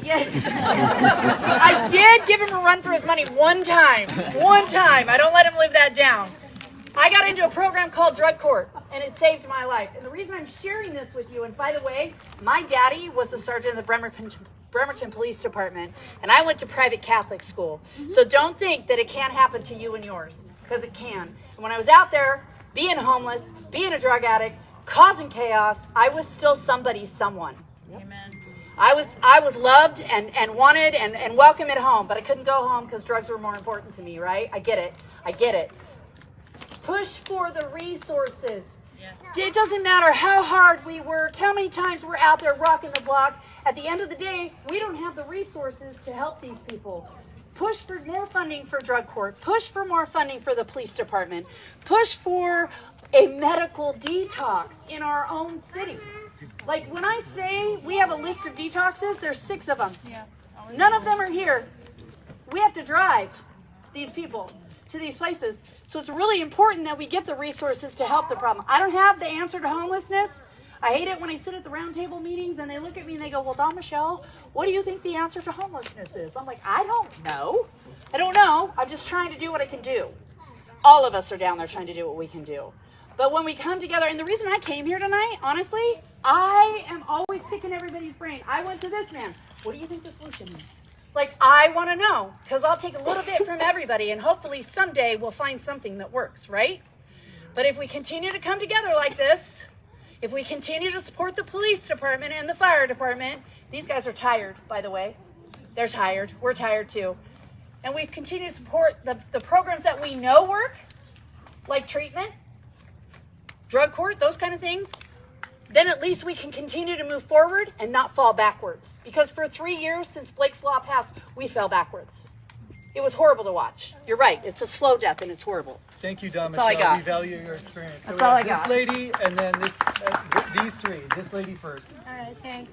This is for the chief, or just Tom.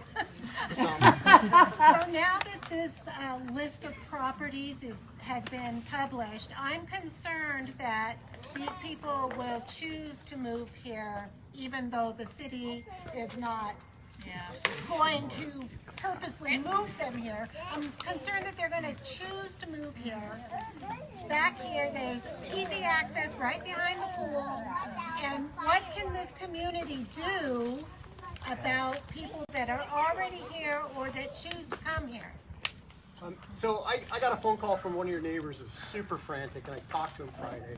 I talked to him for a while, and they were like here. And by the time we got done talking, I think we were here. They're not going to show up tomorrow. They're not going to show up next week. You, like somebody said, you have people out here now. I have no doubt of that. You do. But the group that's causing the problems are down on MLK and Broadway. The fentanyl, the drugs, the amount of pills. In my 35 years, I've never seen it like that. I mean, I worked through the crack epidemic in the 90s, the gang wars, when meth, every other trailer in Kitsap County was cooking meth in every motorhome. I worked through all of that, and this is worse, way worse, and it's scarier. They're going to stay where it's easy for them. They're going to stay where they can get 3 meals a day, and their drug dealer can come down and feed them their drugs. And we're fighting that as best we can, and putting a dent in it, but it's a tidal wave of problems. I see our problems, Dawn Michelle, I think our problem is, when I started in 1988, I could take a behavioral health person. The guy somebody said, I see a guy singing on the corner. We could go up to that person and talk to them and determine, yeah, they've got a problem. And we could take them over to RTC. We could take them to KMH at the time and hand them off. And they'd get 3 days worth of treatment and help. And in 1988, I could take a drunk or intoxicated person or a person on drugs to a detox. If they agreed to go, it's jail or detox. I had an actual detox. I could take them there physically, hand them off to people that would work with them. And that all evaporated and went away. One of the things we tried to do with the 0.1% sales tax for mental health was to create a safe area in the jail to recreate what we had at RTC, where you could take someone that was in behavioral health, hand them off into a safe location, and the answer isn't no, you have to take them to the hospital and get them screened, and then the social worker kicks them out the back door because they say the right things and out the door they go.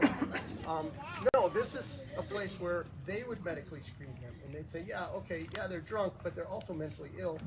We'll detox them here, we'll get them the treatment here. I think that's something that we need to ask questions. Why isn't that happening? Why isn't the money going there? The simple response is, the people that are camping back there isn't anything we can do because we don't have any homeless beds. Okay? We cannot cite them for illegal camping because we don't have any homeless beds. And until that changes, that's how it's going to be.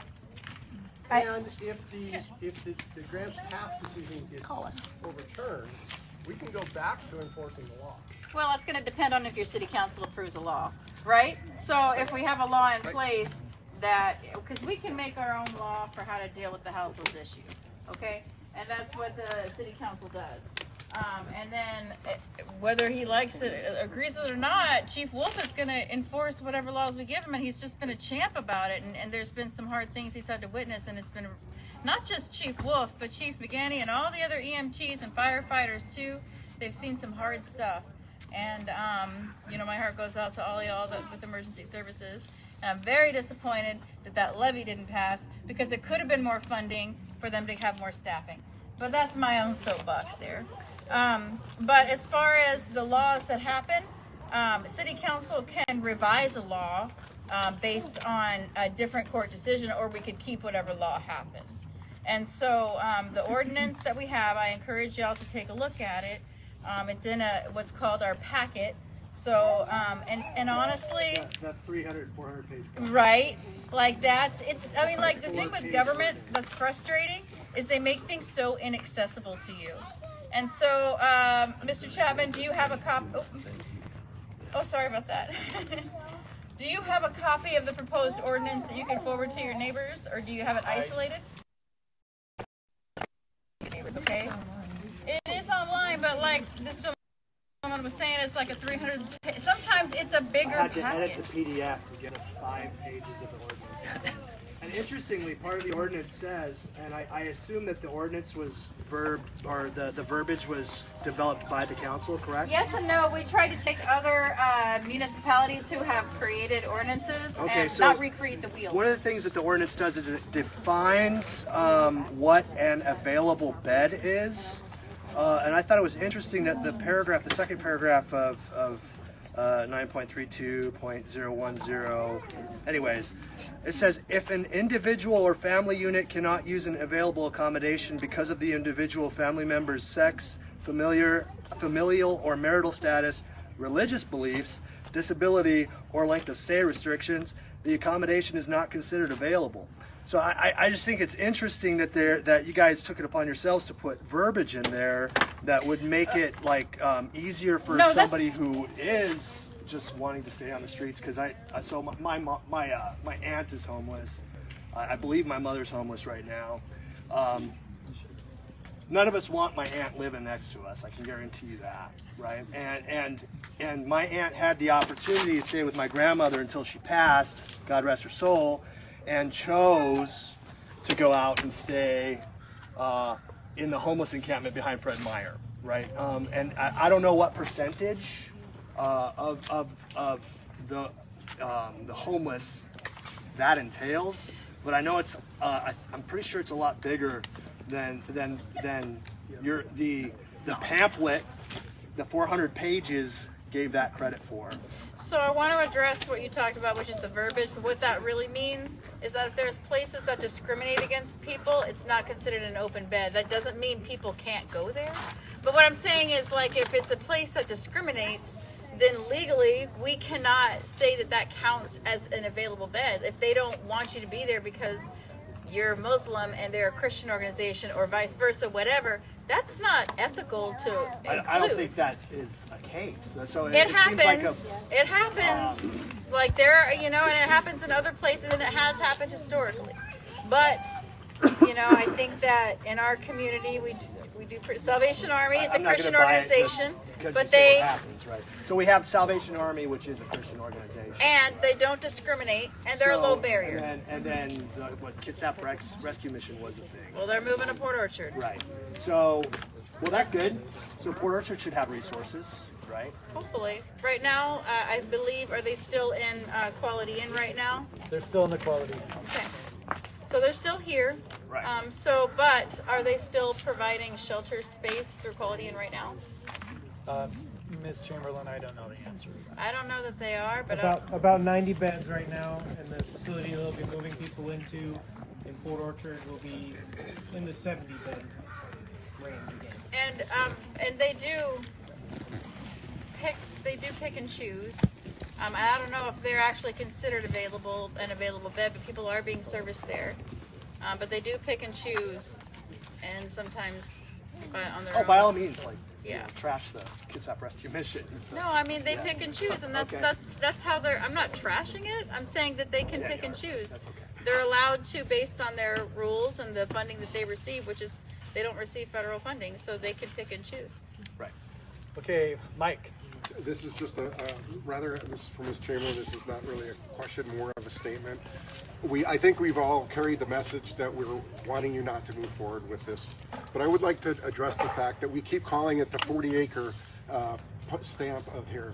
But that's just a 40-acre in a picture of an aerial view. Half of that is not even usable. There's a massive ravine that runs through the 3/4 of that. Got pictures. And I just want, it's a misnomer to say that it's 40 acres that is usable for camping back there. It's all downhill. And it's not truly 40 acres that is available back there. But I just want to make that statement because it's just not an accurate description of that plot of land. Can I add to that? Yes, that's sir. also a watershed. So that's pretty much the same thing as Casad Dam.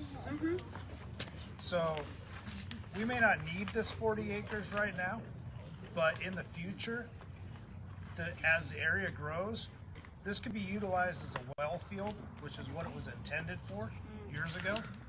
So I just want to caution you before you allow a bunch of people to camp and live in there, that is something that should probably be preserved for either a park, maybe in the future, or something to help the local area for water. I vote nature preserve. That's what we've been talking about, is a nature preserve. I'd like to try to move forward at some point. Look at the Illahee model. Well, I'm with you with the Illahee model. It's a mess. That's a total mess. If you look at Silverdale and you look at the Clear Creek Trail, what a great idea, but it's a huge mess. You know, I would say to you, I would like to see the whole community, you know, the commissioners get together. Everybody should have a round table. You know, Paulsbo, the commissioners for Silverdale, you know, the commissioners for Bremerton should all get together and sit down a couple times a year and discuss how are we going to deal with these problems. If that's something If that's possible. in an ideal world, I would love that. I would love to have lateral teaming with other city leaders.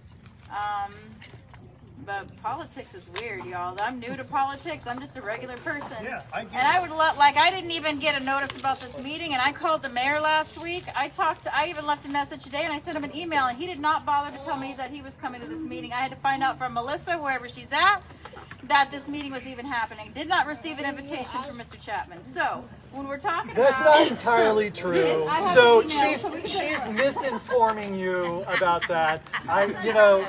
So she's going to show some email where I invited her to a meeting and she said, this is my busy time of year with my business. I can only do That it is correct. No, it says let's calendar some she said that to numerous other neighbors. So I'm not going to stand here, Ms. Chamberlain. I'm not going to stand here and let you malign me when I have organized You maligned me anyway. a substantial neighborhood meeting And it was for you beautiful. to listen to us when you've ignored us He's upset with that this he got called out. but that's not the ordinance fair that's there. coming through. So don't start picking a fight with me. Okay. I just That's want to right. say, That's right. We got you, man. We do. We got you. All right, so I'm gonna just talk over it because it's just drama right now. So I'm just gonna go through this. Thank you. So I went through 72 hours of research. I have 3 jobs. I work at PSNS at a bar at night, and as well as I deliver food because I gotta pay fucking rent, and I'm here to play the goddamn game. I'm a little frustrated. Sorry. Kids around. Just gonna heat it. Very sorry. I'm gonna heat it down. Thank you very much. I'm looking at, for my 72 hours of research, there are individuals who have community resource centers and rec centers that actually are profitable. If we're seeking resources and we can't find resources, we need to find out who's doing it right. So, through my opportunity to do research on my own time off, there is an individual named Carol Hollowell. She did a TED Talk recently. She is located in Utah of a population of 100,000 people. She turned from 2014 to 2021. Her EBITDA states that she went from $80,000 a year to $6 million a year. There's someone who knows how to do it right. We just need to find out who to talk to. Yes. Right So- there. $20 for gas. So if it is resources, and if, yes, we all learn from the bottom up, but we need to communicate and find out how do we do more research better. If it is research that's holding us back, we need to find the right people who can do research. I agree. We need to find the right people for the position.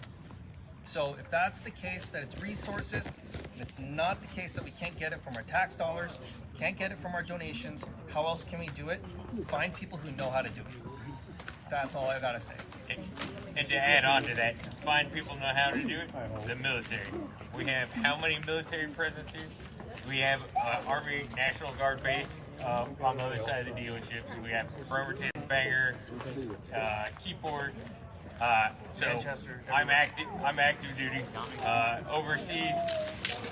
For the Afghan withdrawal, we had a forward operating base.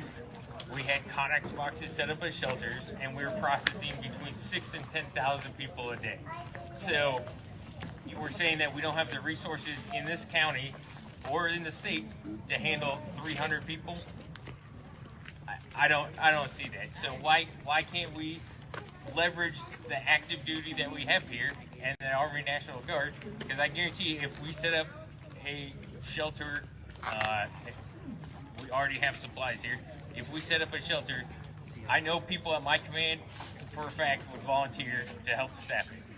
We have not very many police officers, so they can get them to wherever it was set up, and it was staffed by the men and women in service that we're already paying for. Why is that not an option? Does it have to be a state emergency? Because all we do is city by city, we push people from one town to the next and say it's not like we hide them in the woods and it's not my problem anymore. Like Seattle went through, cleared everyone off of downtown by the ferry docks. Where do you think they all went?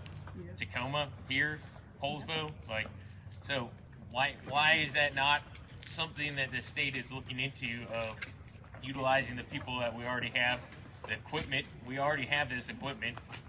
We didn't leave it all overseas. We left a bunch, but we didn't leave it all overseas. So why can't we leverage that? Thank you. I just want to throw this out here really fast. Rock the Block. I'm going to keep saying it. Rock the Block, Rock the Block, Rock the Block is about 8 nonprofits that got together and decided to rock the block on MLK and Broadway. Again, we've gotten about 14 people off of there. If you are experiencing problems with somebody who's homeless in your neighborhood, reach out to us. We're on Facebook. We know just about every single one of them personally. And we're pretty good at de-escalation skills. And they're, believe it or not, the cops laugh all the time because they're more apt to listen to us than they are them. And I have to tell them, well, you're scary. You have like a gun and some handcuffs and stuff. So if you have a problem with someone in your neighborhood, please reach out to us. We will do our best to de-escalate and solve the problem before the police department has to become involved. But again, rock the block. Find us on Facebook. Yes. All right, thanks for everybody's time. Thank you. Well, hope you have an amazing night, man. Yeah, absolutely. Yeah. Hey, how you Mitchell, doing? I am so embarrassed that my little outburst is going to be on your phone. That's all right. I'm People have said human. worse on the podcast. Okay, so, it's you're all with the good. podcast? Oh, great. I'm on camera. Mitchell Chapman. Nice to meet you. Nice to yeah, meet I'm you, one of sir. the nonprofits with Rock the Block. And Okay. Right here. Okay. Thank you. Wow, look at that car service. You drive my car for me.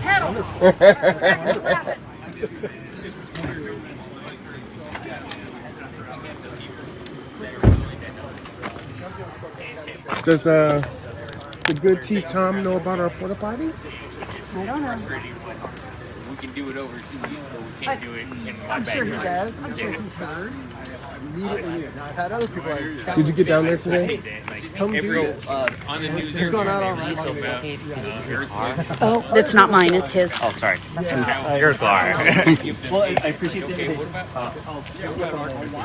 They're moving here right now. Okay. What about? What's Let's give them $700. My brother-in-law, you gotta go. So I'll have a lot to say here in a little bit. Just trying to talk with a few people, see if we can talk to Chief, see what's going on. Well, I ran some bushes right in that. Hey Chief, how you doing? Ron, how are you? Good to see you. How's life treating you? You know, I'm still really tall and full head of hair, and good looking. Full head of hair? Yeah, it's about time for me to go bald again. I like it. I like it. It's way easier. I'm more, Oh, it is way easier. I'm more aerodynamic. Mm-hmm.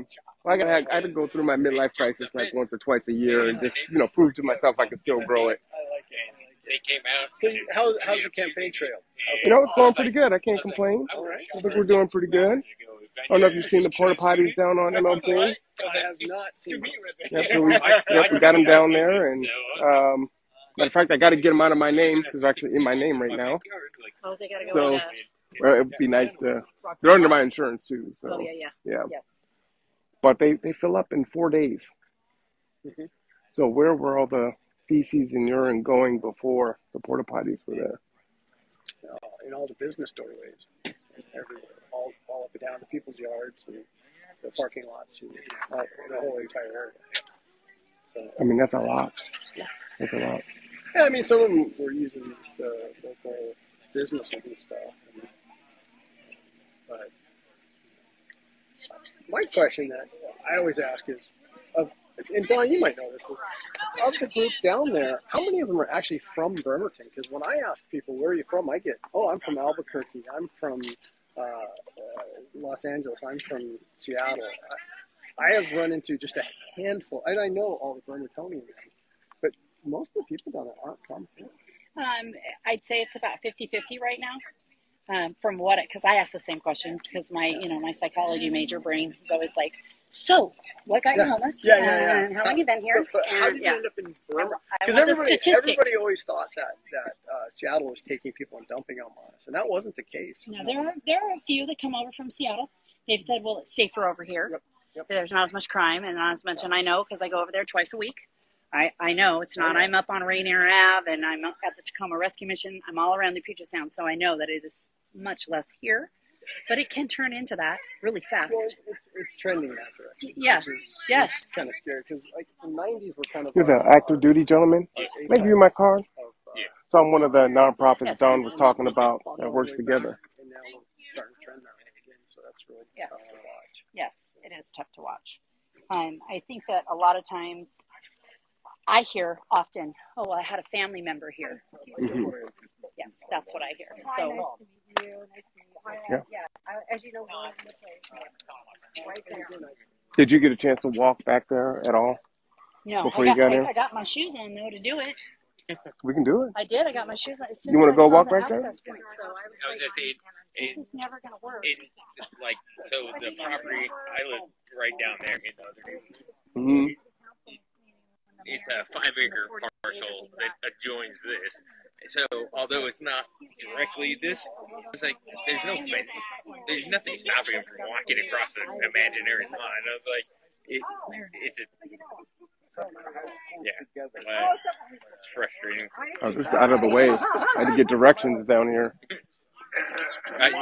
One of our neighbors came up here, and that was the first I heard about it. And then I had to look up which one Ridgetop was, Mhm. and then I was like, I could literally walk through these woods and be here. Wow. So what I was talking about was this was actually overseas, but like we had these big Connex boxes essentially, which were all housing. And you can erect them pretty quickly, right?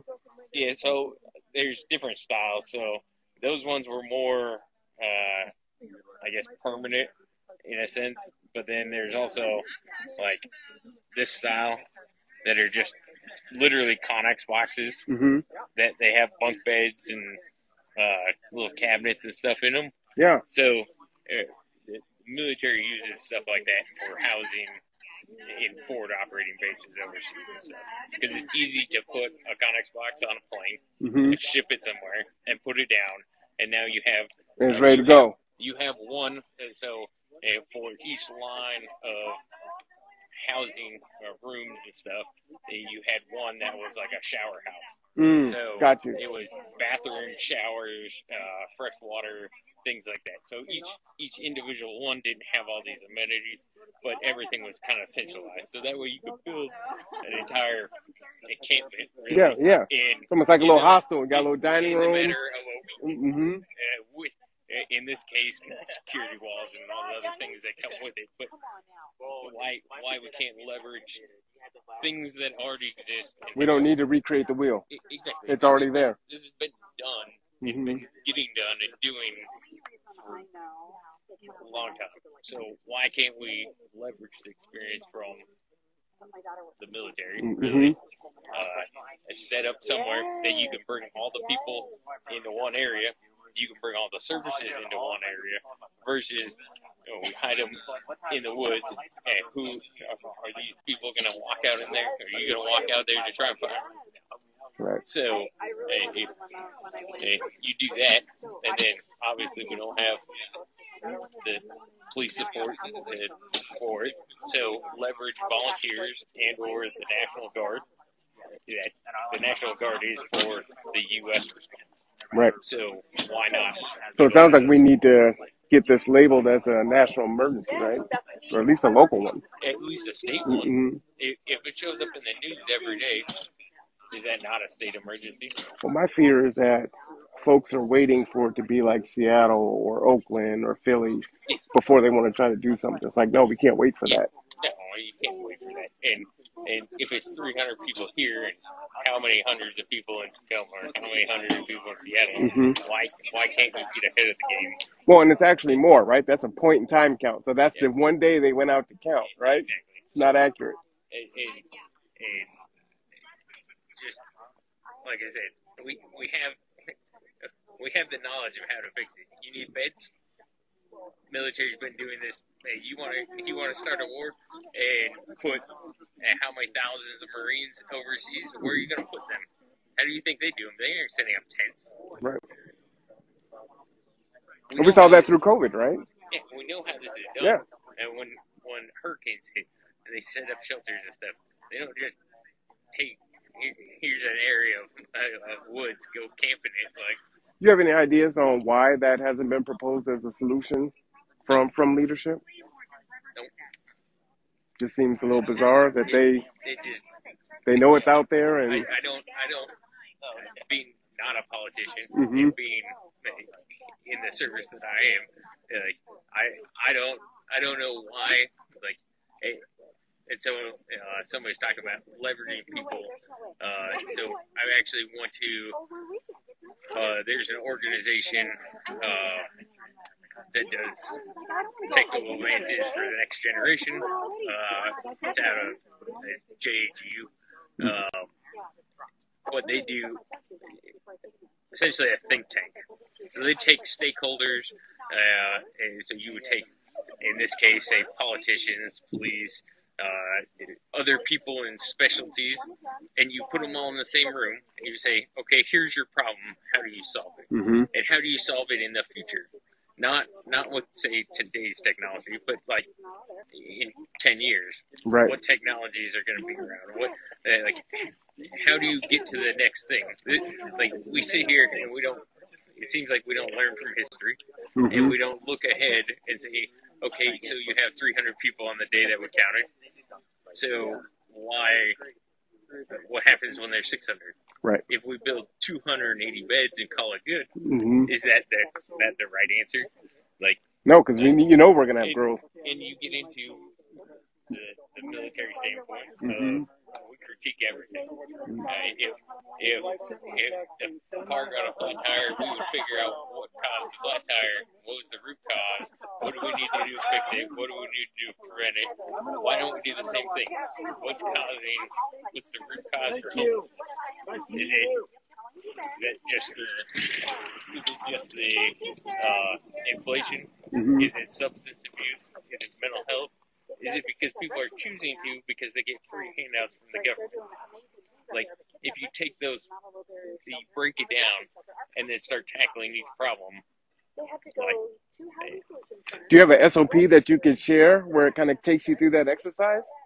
Because I think that'd be pretty awesome. I started typing up some stuff, Mm-hmm. and I was hoping to get it off before. I didn't even find out about this whole thing until a week ago.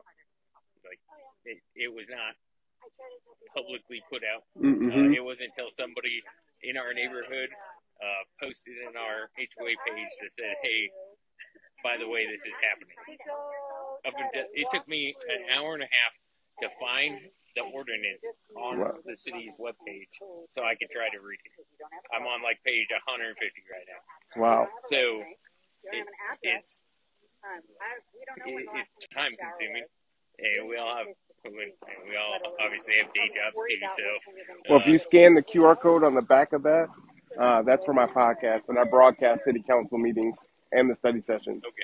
So yeah, I wish they would put things out. Mm-hmm. Like Bremerton PD puts out things on their Facebook page. Right. Like, whose Facebook page do I have to follow to get told about? Hey, we want to do this. Well, that's the thing. Councilwoman Chamberlain was saying, the list of properties was released to them like on Tuesday. When I was reading that bill thing, Mm-hmm. it has comments dating back to like June. So this obviously isn't a new study. Right. So, why is it from then to now that people are just now finding out and hearing of it? My biggest issue is they knew this was going to be an issue while COVID was happening and the unhoused were at fairgrounds. And so nothing was done of like, let's go back to business as usual, knowing that we were going to run into this issue. And like you said, all right, so what's it going to look like in the future, and what do we need to do so we don't run into this buzzsaw? Because it's way worse than it was pre-COVID. Yeah. Well, I appreciate you sharing. I appreciate it. For sure. I look forward to hearing from you. Oh, we got it. I've got a busy schedule. So No, I hear you. I'm still in and out. Dawn, I'm going to get out of here. Thank you for coming. We appreciate your.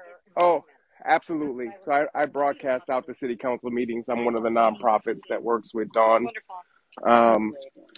My nonprofit is the one that got porta potties down onto the block. We Nice. actually advocated last year Mhm. for the city council to earmark $10,000. Right. But the city attorney and the mayor saying, oh, well, it might be liability and this and that. But we have 2 porta potties that fill up in 4 days. God, So yeah, they've only been down there for 2 weeks. Prior to that, I got mad at them messing around with all the funding and the city attorney hasn't made it. So I went and got what you use when you're camping, their pop-up. Right, tent right, things yeah. With a bucket and a toilet seat. And I put them out there. Yeah. And then our Kimmy, who's another one that's the nonprofit, their voice, her dad worked in sanitation or whatever for years. So she knew how to properly dispose of it. Oh, There's some stuff you pour in it that turns Right, it yeah, all into gel yep. that makes it powder. Yep. So she, thank God we have all the pieces that we have and are working together to be able to do it because it just wouldn't work any other way. But then we got somebody slipped in and was like, Michelle, didn't you used to work for the county? I'm like, yeah. Why? Don't they have like 6 porta potties? I was like, yeah, that's right. So let me make some phone calls. Thank God Marwan and his nonprofit was willing to figure out the insurance piece of it and putting it in a nonprofit name, but nobody's paying. You know who's paying for that? We are. I know. I was going to say. Yeah. We are. Can I get $20 for gas? Honey, ask more for that. Do you get what I'm saying? I do get it. Yeah. Well, it's $1,200 a month for the porta potties, just to still service them, not to rent them. $1,200 plus renting the parking lot out that we have them in. the So avenue add of another all the $200 for that. paperwork mumbo jumbo of But how think to about pay it. us. You know, 4 days they're reimburse us filling for up 2 porta potties. Where were all the feces and urine going previous? Yeah. That's got to be a public. No, yeah. That's got to be an issue, right? Right. Exactly. Yeah. Yeah, and it's a win-win for both because there's a community center down there. There's children, right? Yes. And they don't want to see that, right? People using the bathroom, but at the same time, that's Why the don't most they do- private, why don't- intimate thing we do Why don't they multiple make times a it kind of day. like they have in Seattle? I don't even know if they have them in Seattle, but I know some cities have the nice ones that are The actually urban rest stop? Yes, Yes. like Yes. collective that Mhm. anybody can use. Mm-hmm. Yes. Yeah. We've been advocating for it. It all comes down to money. But those are so nice, and once they're in, they're nice, They're and they're very beautiful. easy to maintain. Yes. They are. The mayor so much so much that he winces when he sees me. But that's a good thing, right? Yes. I've had to have a lot of hard conversations with him, and I'm the one that always goes in like, Greg, you know. You know what? Sometimes it takes a woman's stance. I know, but You know? and it's always the same thing though. It's always well, due to policy and procedure, Michelle, or due to liability and insurance. The thing that makes Rock the Block successful is we are 7 nonprofits. We don't have that red tape. There is no red tape. Right. I've worked for the city. I've worked for the county. I've worked for the state. All of it. When I have a badge on, everything changes. So we don't have that as nonprofits. When somebody says to me, Don Michelle, I'm done. I want to go to detox. I'm like, get in the car. Get in the car. Yeah. If I can't take them in that very moment, I call Marwan because he runs G2G2, which is transportation. And if he's got a driver available, he comes and gets them and takes them. Yeah. Yeah. Yes. Okay. So we have all these multifaceted things Right. going on that just allows us to solve these problems. Wow. Yeah. And a full disclosure, I'm running for City Council District 4. Yes, he is. So I live on Broadway, just on the other side of the bridge. So I encompass Olympic College, Bremerton High School, up to the cemetery, and then all the way down. Yes, absolutely. Now my daughter, my daughter was talking to me that one of the areas they're also looking at, she was saying, is attached kind of over there by the college and a new park with a new playground or something. Like right on the corner. So our neighbors are concerned like yours. The story I just told you of what happened today. Thank you. Good night. Oh, yeah, right across. I mean, I was like, oh, look, there's deer. Good job. See, look, here's another reason. We have a wildlife. Okay, just so you guys which know. is another reason. Why do we want to I have proof that I have brought the wildlife up time and time and time again. I have sent this to the mayor. I sent it to Jennifer. I sent it to all of our councilmen. Scared at all. You know, I would really, really like to make this into a nature preserve. I mean, everybody can enjoy it, but it can be protected. I mean, is that really stupid? No. Well, how do you do it?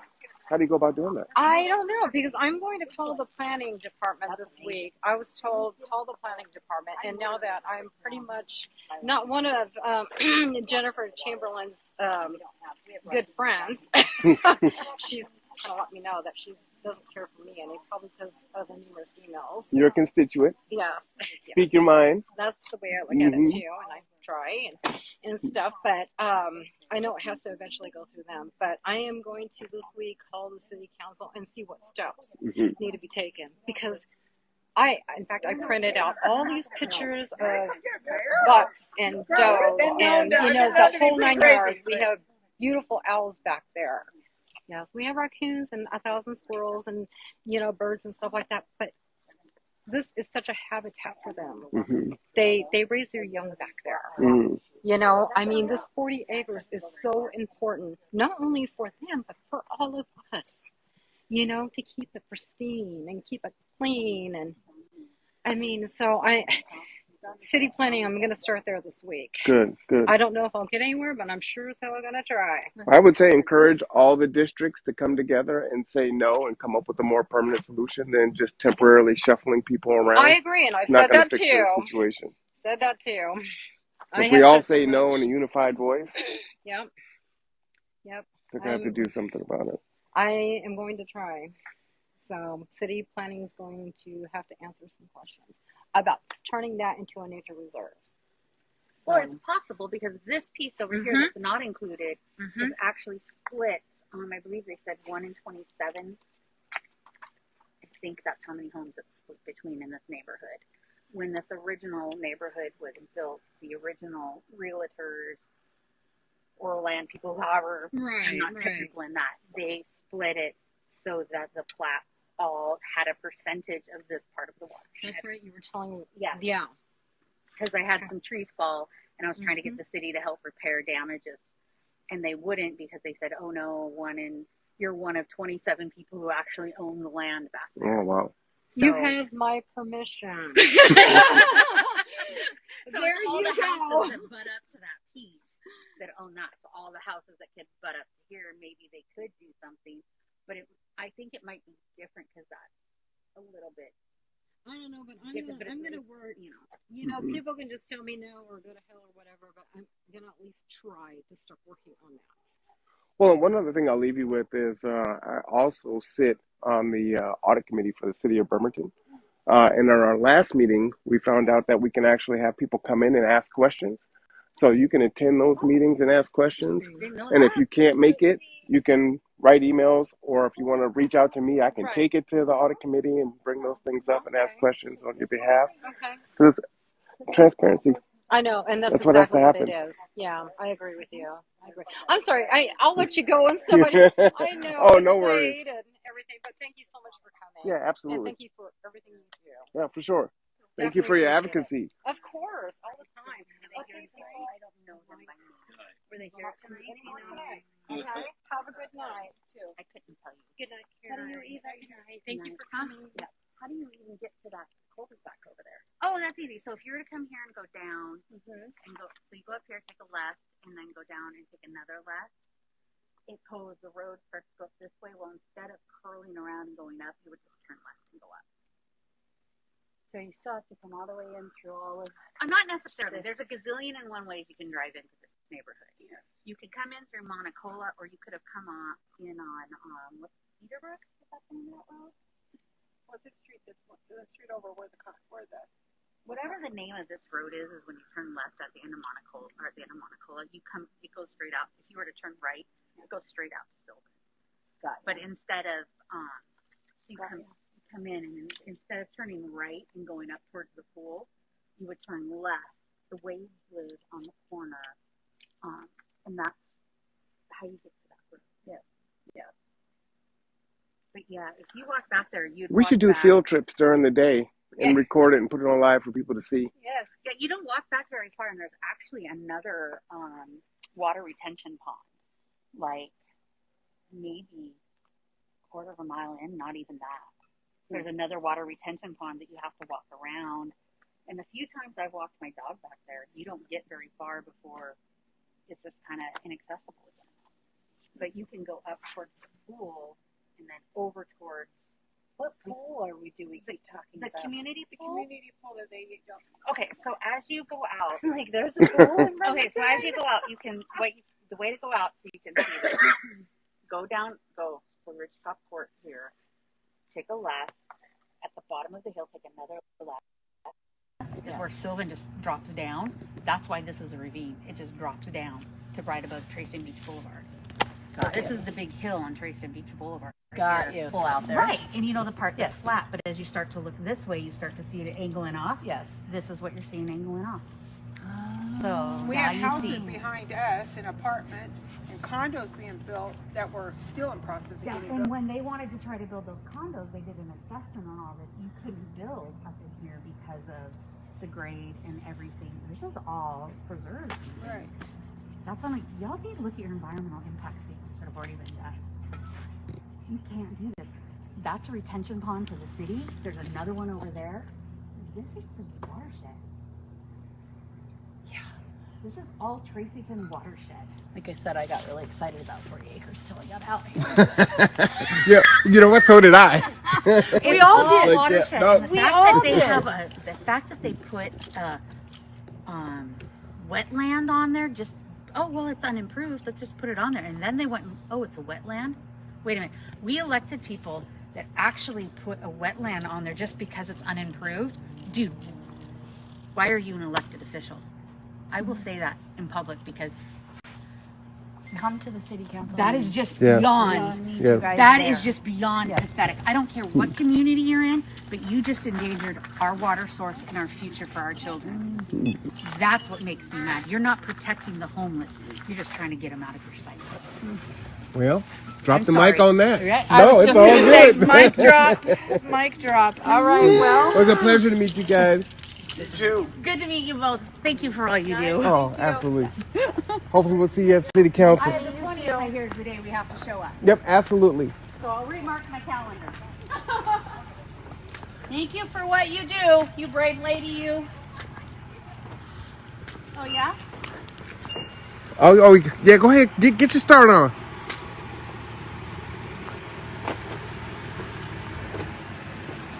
Are you unlocking and relocking your doors? No, I just lock it. Dawn trying to show me that her car does fancy stuff. Right now, does. the door's just unlocking and locking. Oh, there we go. Hey.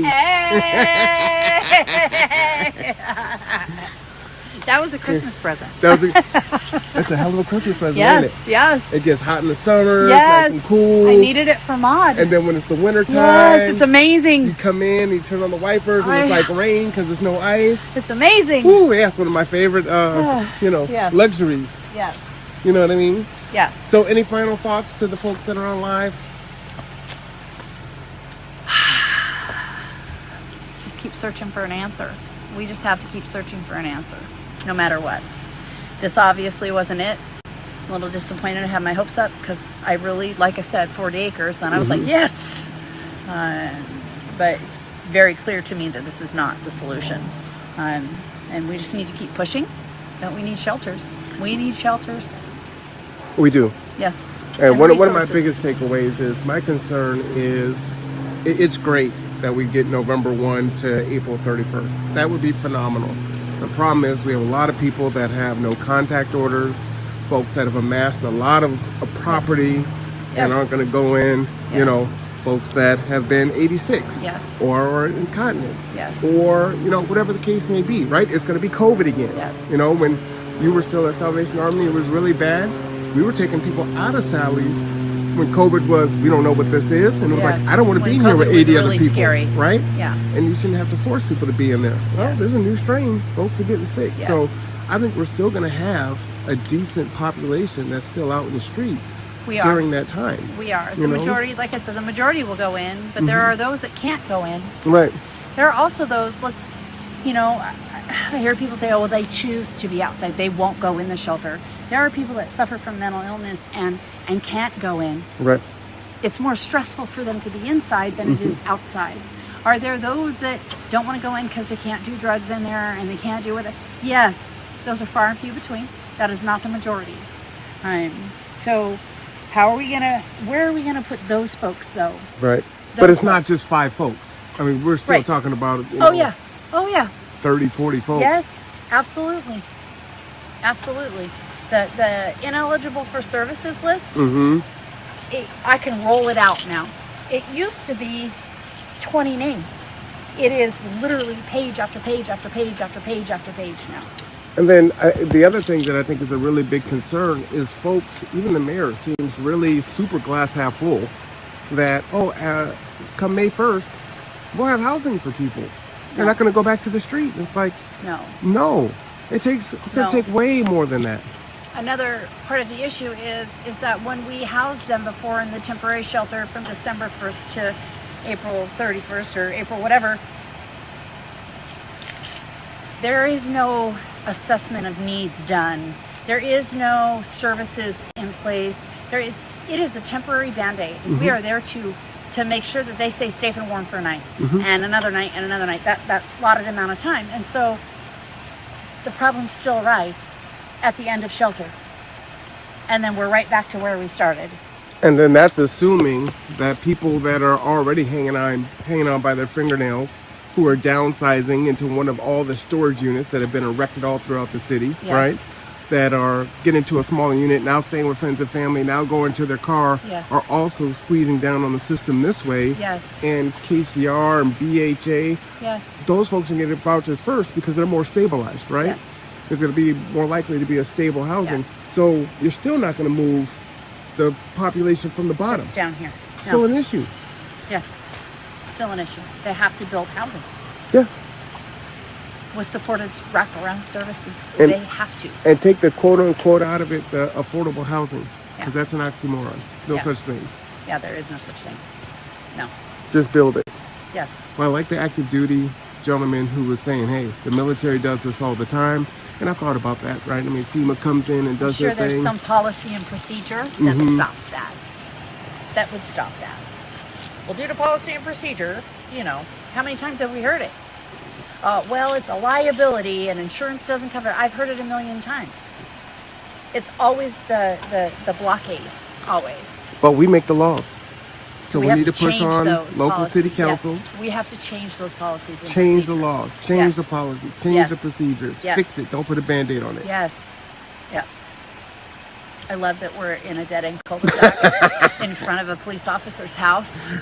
We're gonna do what Hanging we out do live on Yeah. Facebook. Hey, Just you know, hey, at least yeah. we're safe. We know we're safe. Yeah. In the dark, mind That's you. right. Well, I got my cane too, so if anyone wants I some, got my fanny. We're if anyone wants some.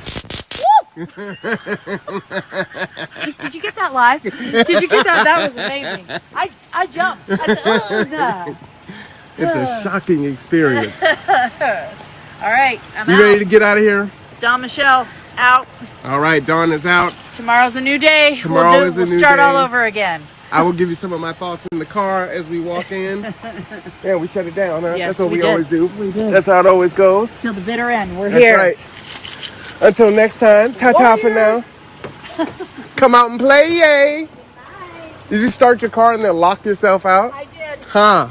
I did. Actually, it auto locks when it auto starts, so nobody can try and get in it. Oh, so you can't step on my brake pedal. You can get in, but you can't drive. As soon as you hit brake, it cuts off. Mine too, but it also auto locks the doors so that nobody can get in. I guess that's smart. It's kind of scary though. I'm always fearful of locking myself out. See you later.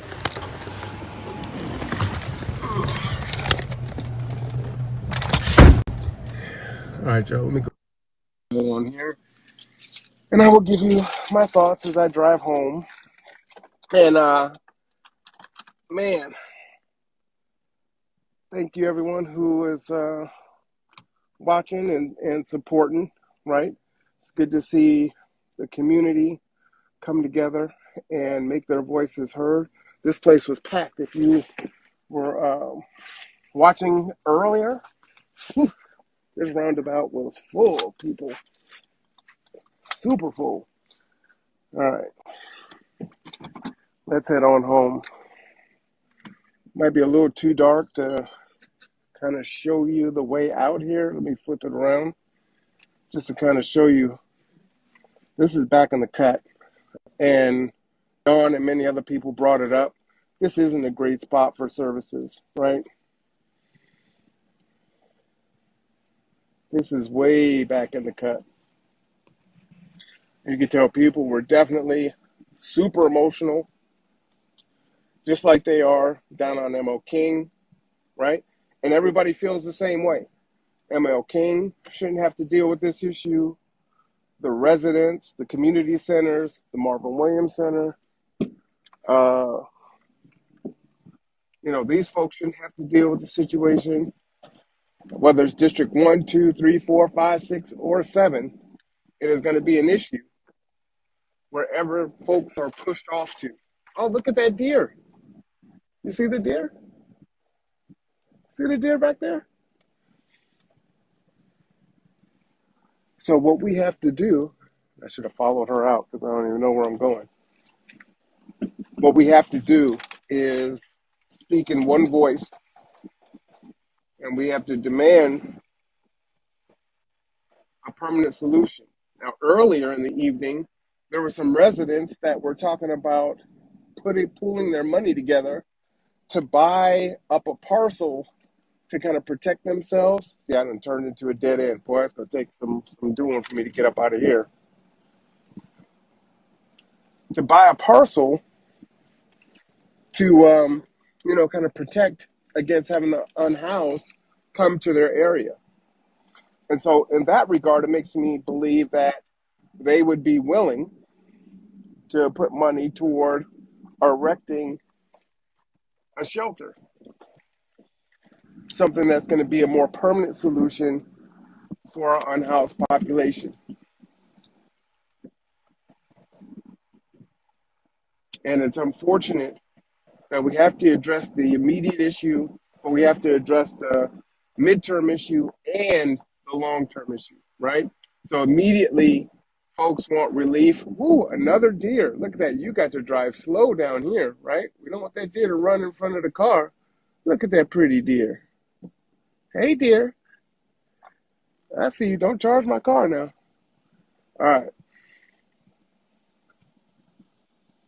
That folks want an immediate solution, but it truly would just be a Band-Aid. And we do need something that is going to be more permanent and fix the situation. I'm just going to drive down here so people can get an idea of where we're at. If you can see in the distance, the traffic light down there, I believe we're on right now. So we'll see here in a minute. A little dirty. And again, my frustration is we've known this was an issue. To answer your question, Joe, yes, when I pulled up, there must have been 50, 60 people out there. The mayor was there. Chief Wolf was there.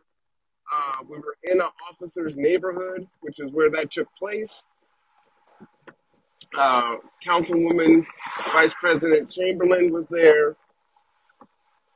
And then Jocelyn from Rock the Block and Dawn and myself from Rock the Block and our respective nonprofits. So this is Pine right here, just so you guys have some context of where we're at. This is Pine and Sylvan. Pine and Sylvan.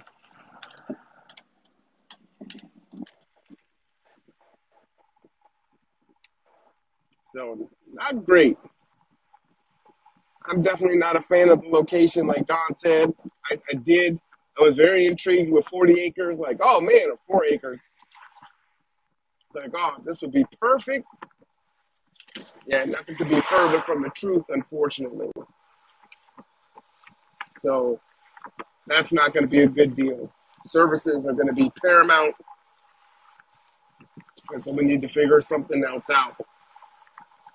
The other thing is, too, is I want people to realize that it's going to, if we do some work up front, we'll do less work on the other end. So if we're writing letters to the state level, if we're writing letters to the local level and pushing upwards, then we can get the resources before other cities and municipalities do the same thing, and then they run out of money, right? That's my fear, is that by the time we actually start getting some movement and folks start moving on stuff, it's going to be like, well, now there's no resources. It's all gone. So I really would like to see the city of Bremerton be proactive and really get on top of it. So we're here on the corner of Wheaton and Sylvan, and we're back on the main drag here. Okay.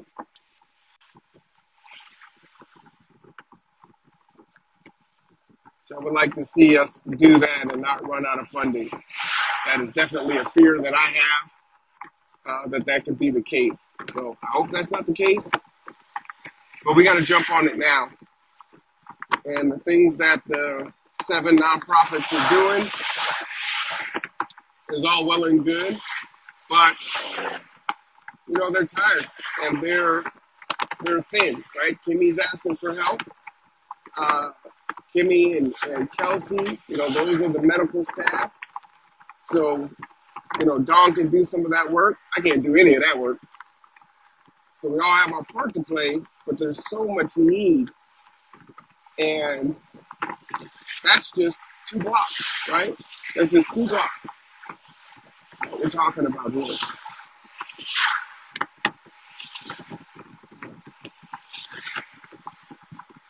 And so you might hear people say, well, you know, this shouldn't happen because it's not sustainable. But for the people that are out here living and dying in these conditions, it's not sustainable for them either.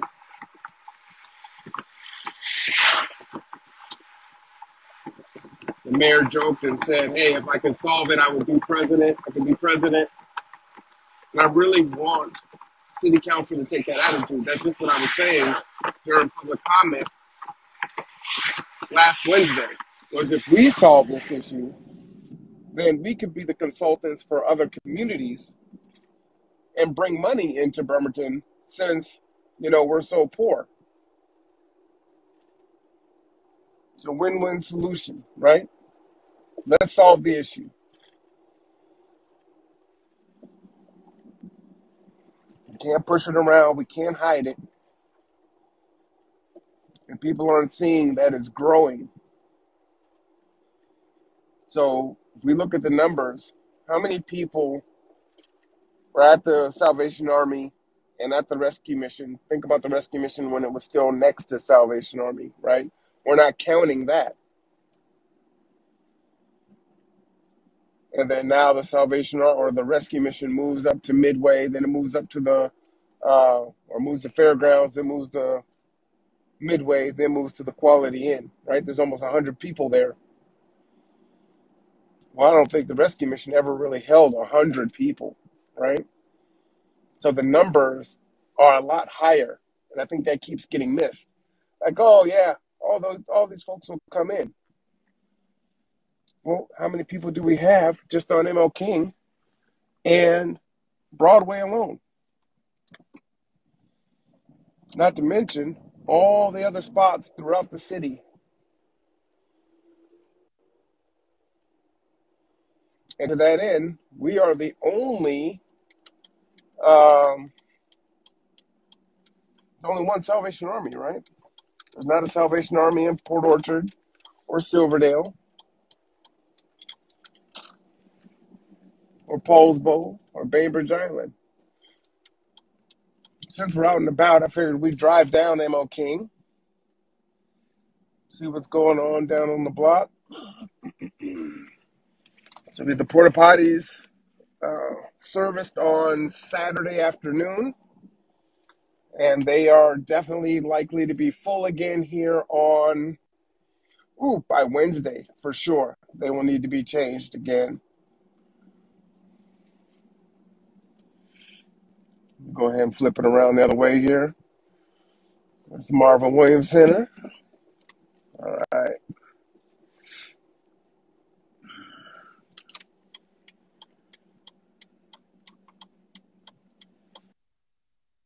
All right. Let's see what we got going on. You can see the tents here on the right. We've got trailers on the left.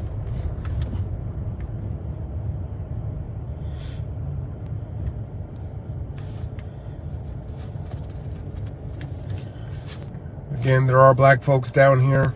People don't think there's black people that are unhoused. There are porta potties there. Look how young people are. They're getting younger. They're getting younger.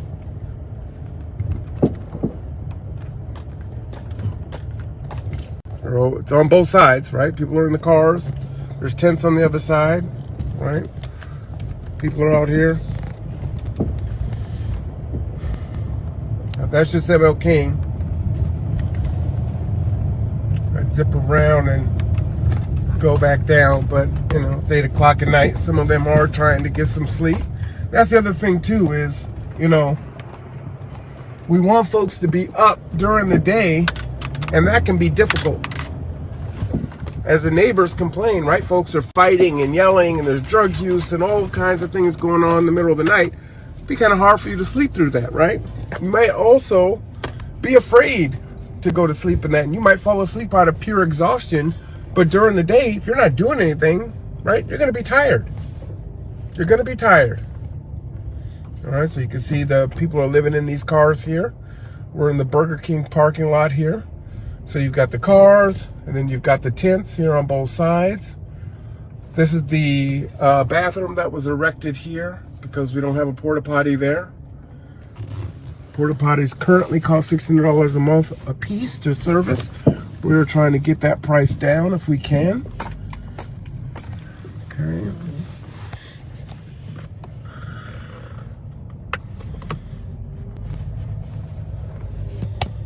Right, see, there's a lot of people up and about. And so during the day, you're exhausted. And these are all your belongings, right? So you don't want to leave them. You don't want them to get stolen. I think that's another concern. Bunch of wheelchairs there. Is what do you do if you do get a shelter? Are they going to store all of your belongings? And then what happens May 1st when it's time for you to go? Is that stuff going to be gone? Do you have to try to get it again? Where are you going to get a tent from? Where are you going to get a sleeping bag? Right? Oops. Go ahead. Go ahead. You're okay. Gotta wait for the pedestrian to cross over. They got the right of way. So we'll go back down here.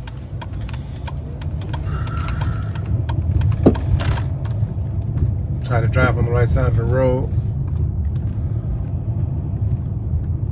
Do some low-income apartments here. And for those of you that geographically not sure where we're at, this is Broadway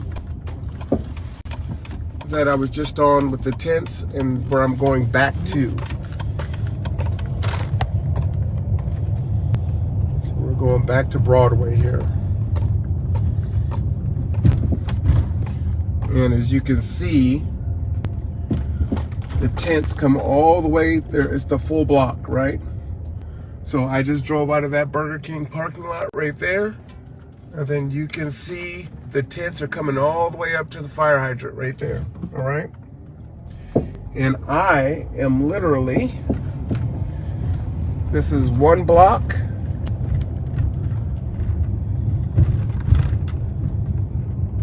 Coming down this street.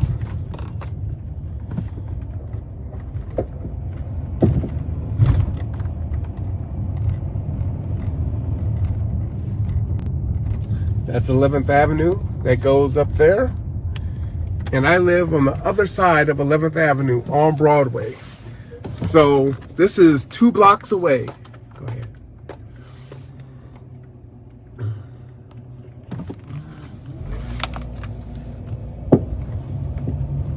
Oh, there's my sign. I like Marwan Cameron. Woo! And when I got home on, what was that, Sunday night? I believe that was Sunday night.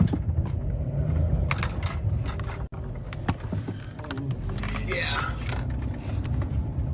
Did the 9/11 Sacrifice of Service event with Martina and Kuye, putting that on every year. Shout out to them.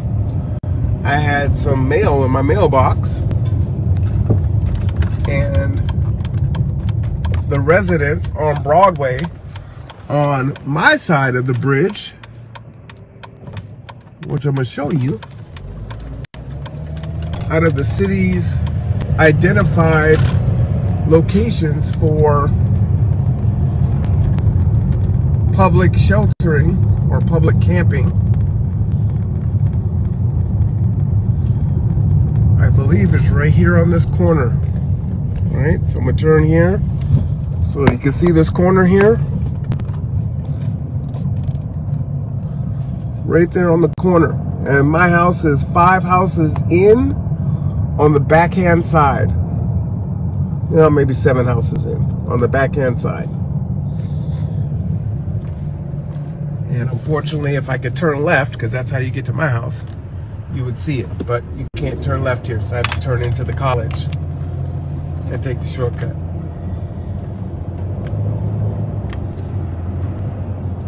be good for me to do a legal turn, right?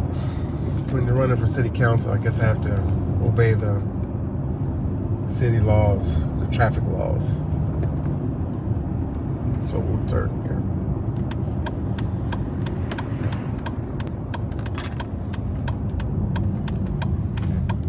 I think what is good is with the Marvin Williams Center, right? They have been impacted the most as far as a community center or a business, as it is right outside of their building, and they have the Marvin Williams Center and the Opal Robinson Teen Center right there. And they've been impacted by this for years, right? And you can see the visceral reaction of neighbors in another district across town and how they feel about the potential of folks coming over that way, right? So it's that serious. So if folks are feeling that way and they don't even have that level of issue, and they might have one or two people, imagine what the Marvin Williams Center has been going through.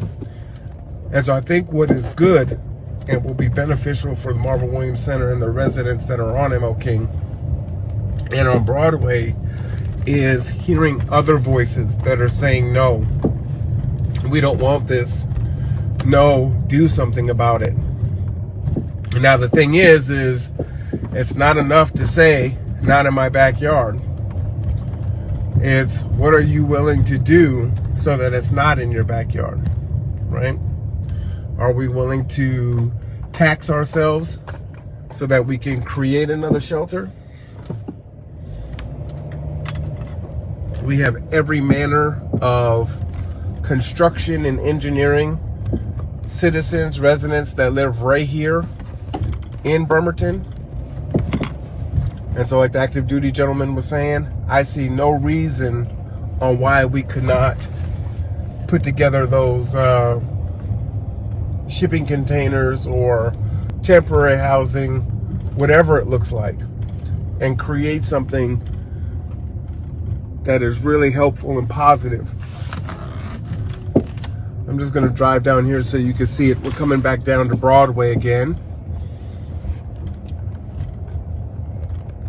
And so while people are upset, is the belief is this here is city property.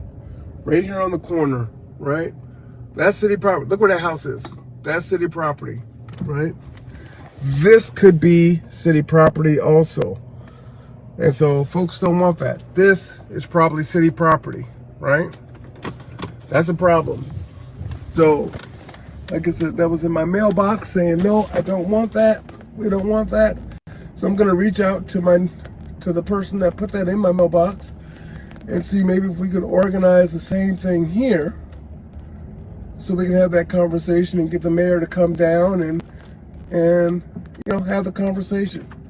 Because I think everyone deserves to hear from their elected officials on what the plan is and what the plan isn't and what can be done. All right, so I'm gonna turn around here.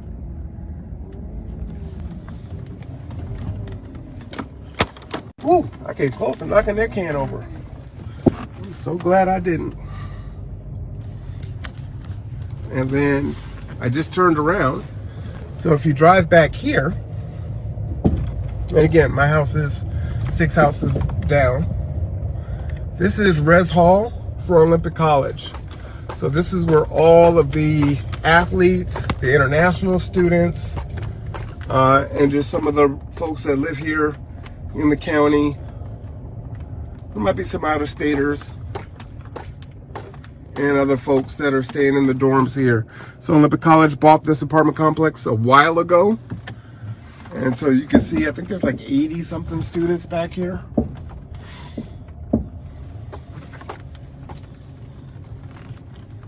And so they will be here also. And you have to think about how the ecosystem all goes together, right? International students pay triple what an in-resident student pays. So with enrollment down at Olympic College, that also will affect our only state college here in that area, right? And it's not just a 2-year college anymore. They dropped the community college from their name, as they are now Olympic College, because they have many 4-year programs. So, should the unhoused issue get too bad on this side of Broadway, you may start to see some international students making some different choices on where to go. And I say that because a lot of the conversation is centered around taxpayers and bringing in tourism and bringing in dollars into Bremerton.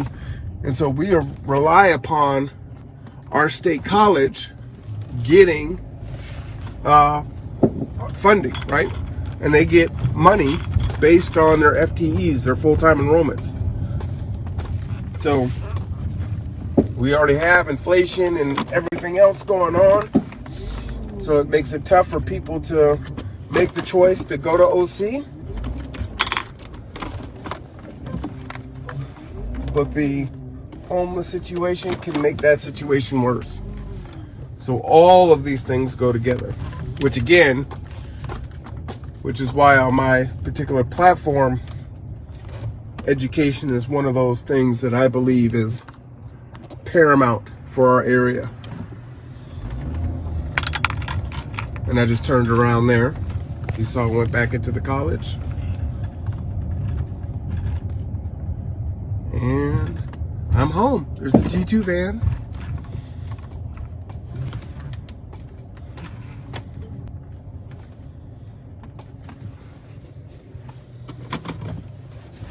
So this is what it is, folks. It's all of our problems. It truly is. But if we work together, I truly believe that we can solve it. So we just have to do that more soon. Get some rest. Take care of yourself. Take care of each other. September 11th, a long day. All right, y'all. Till next time.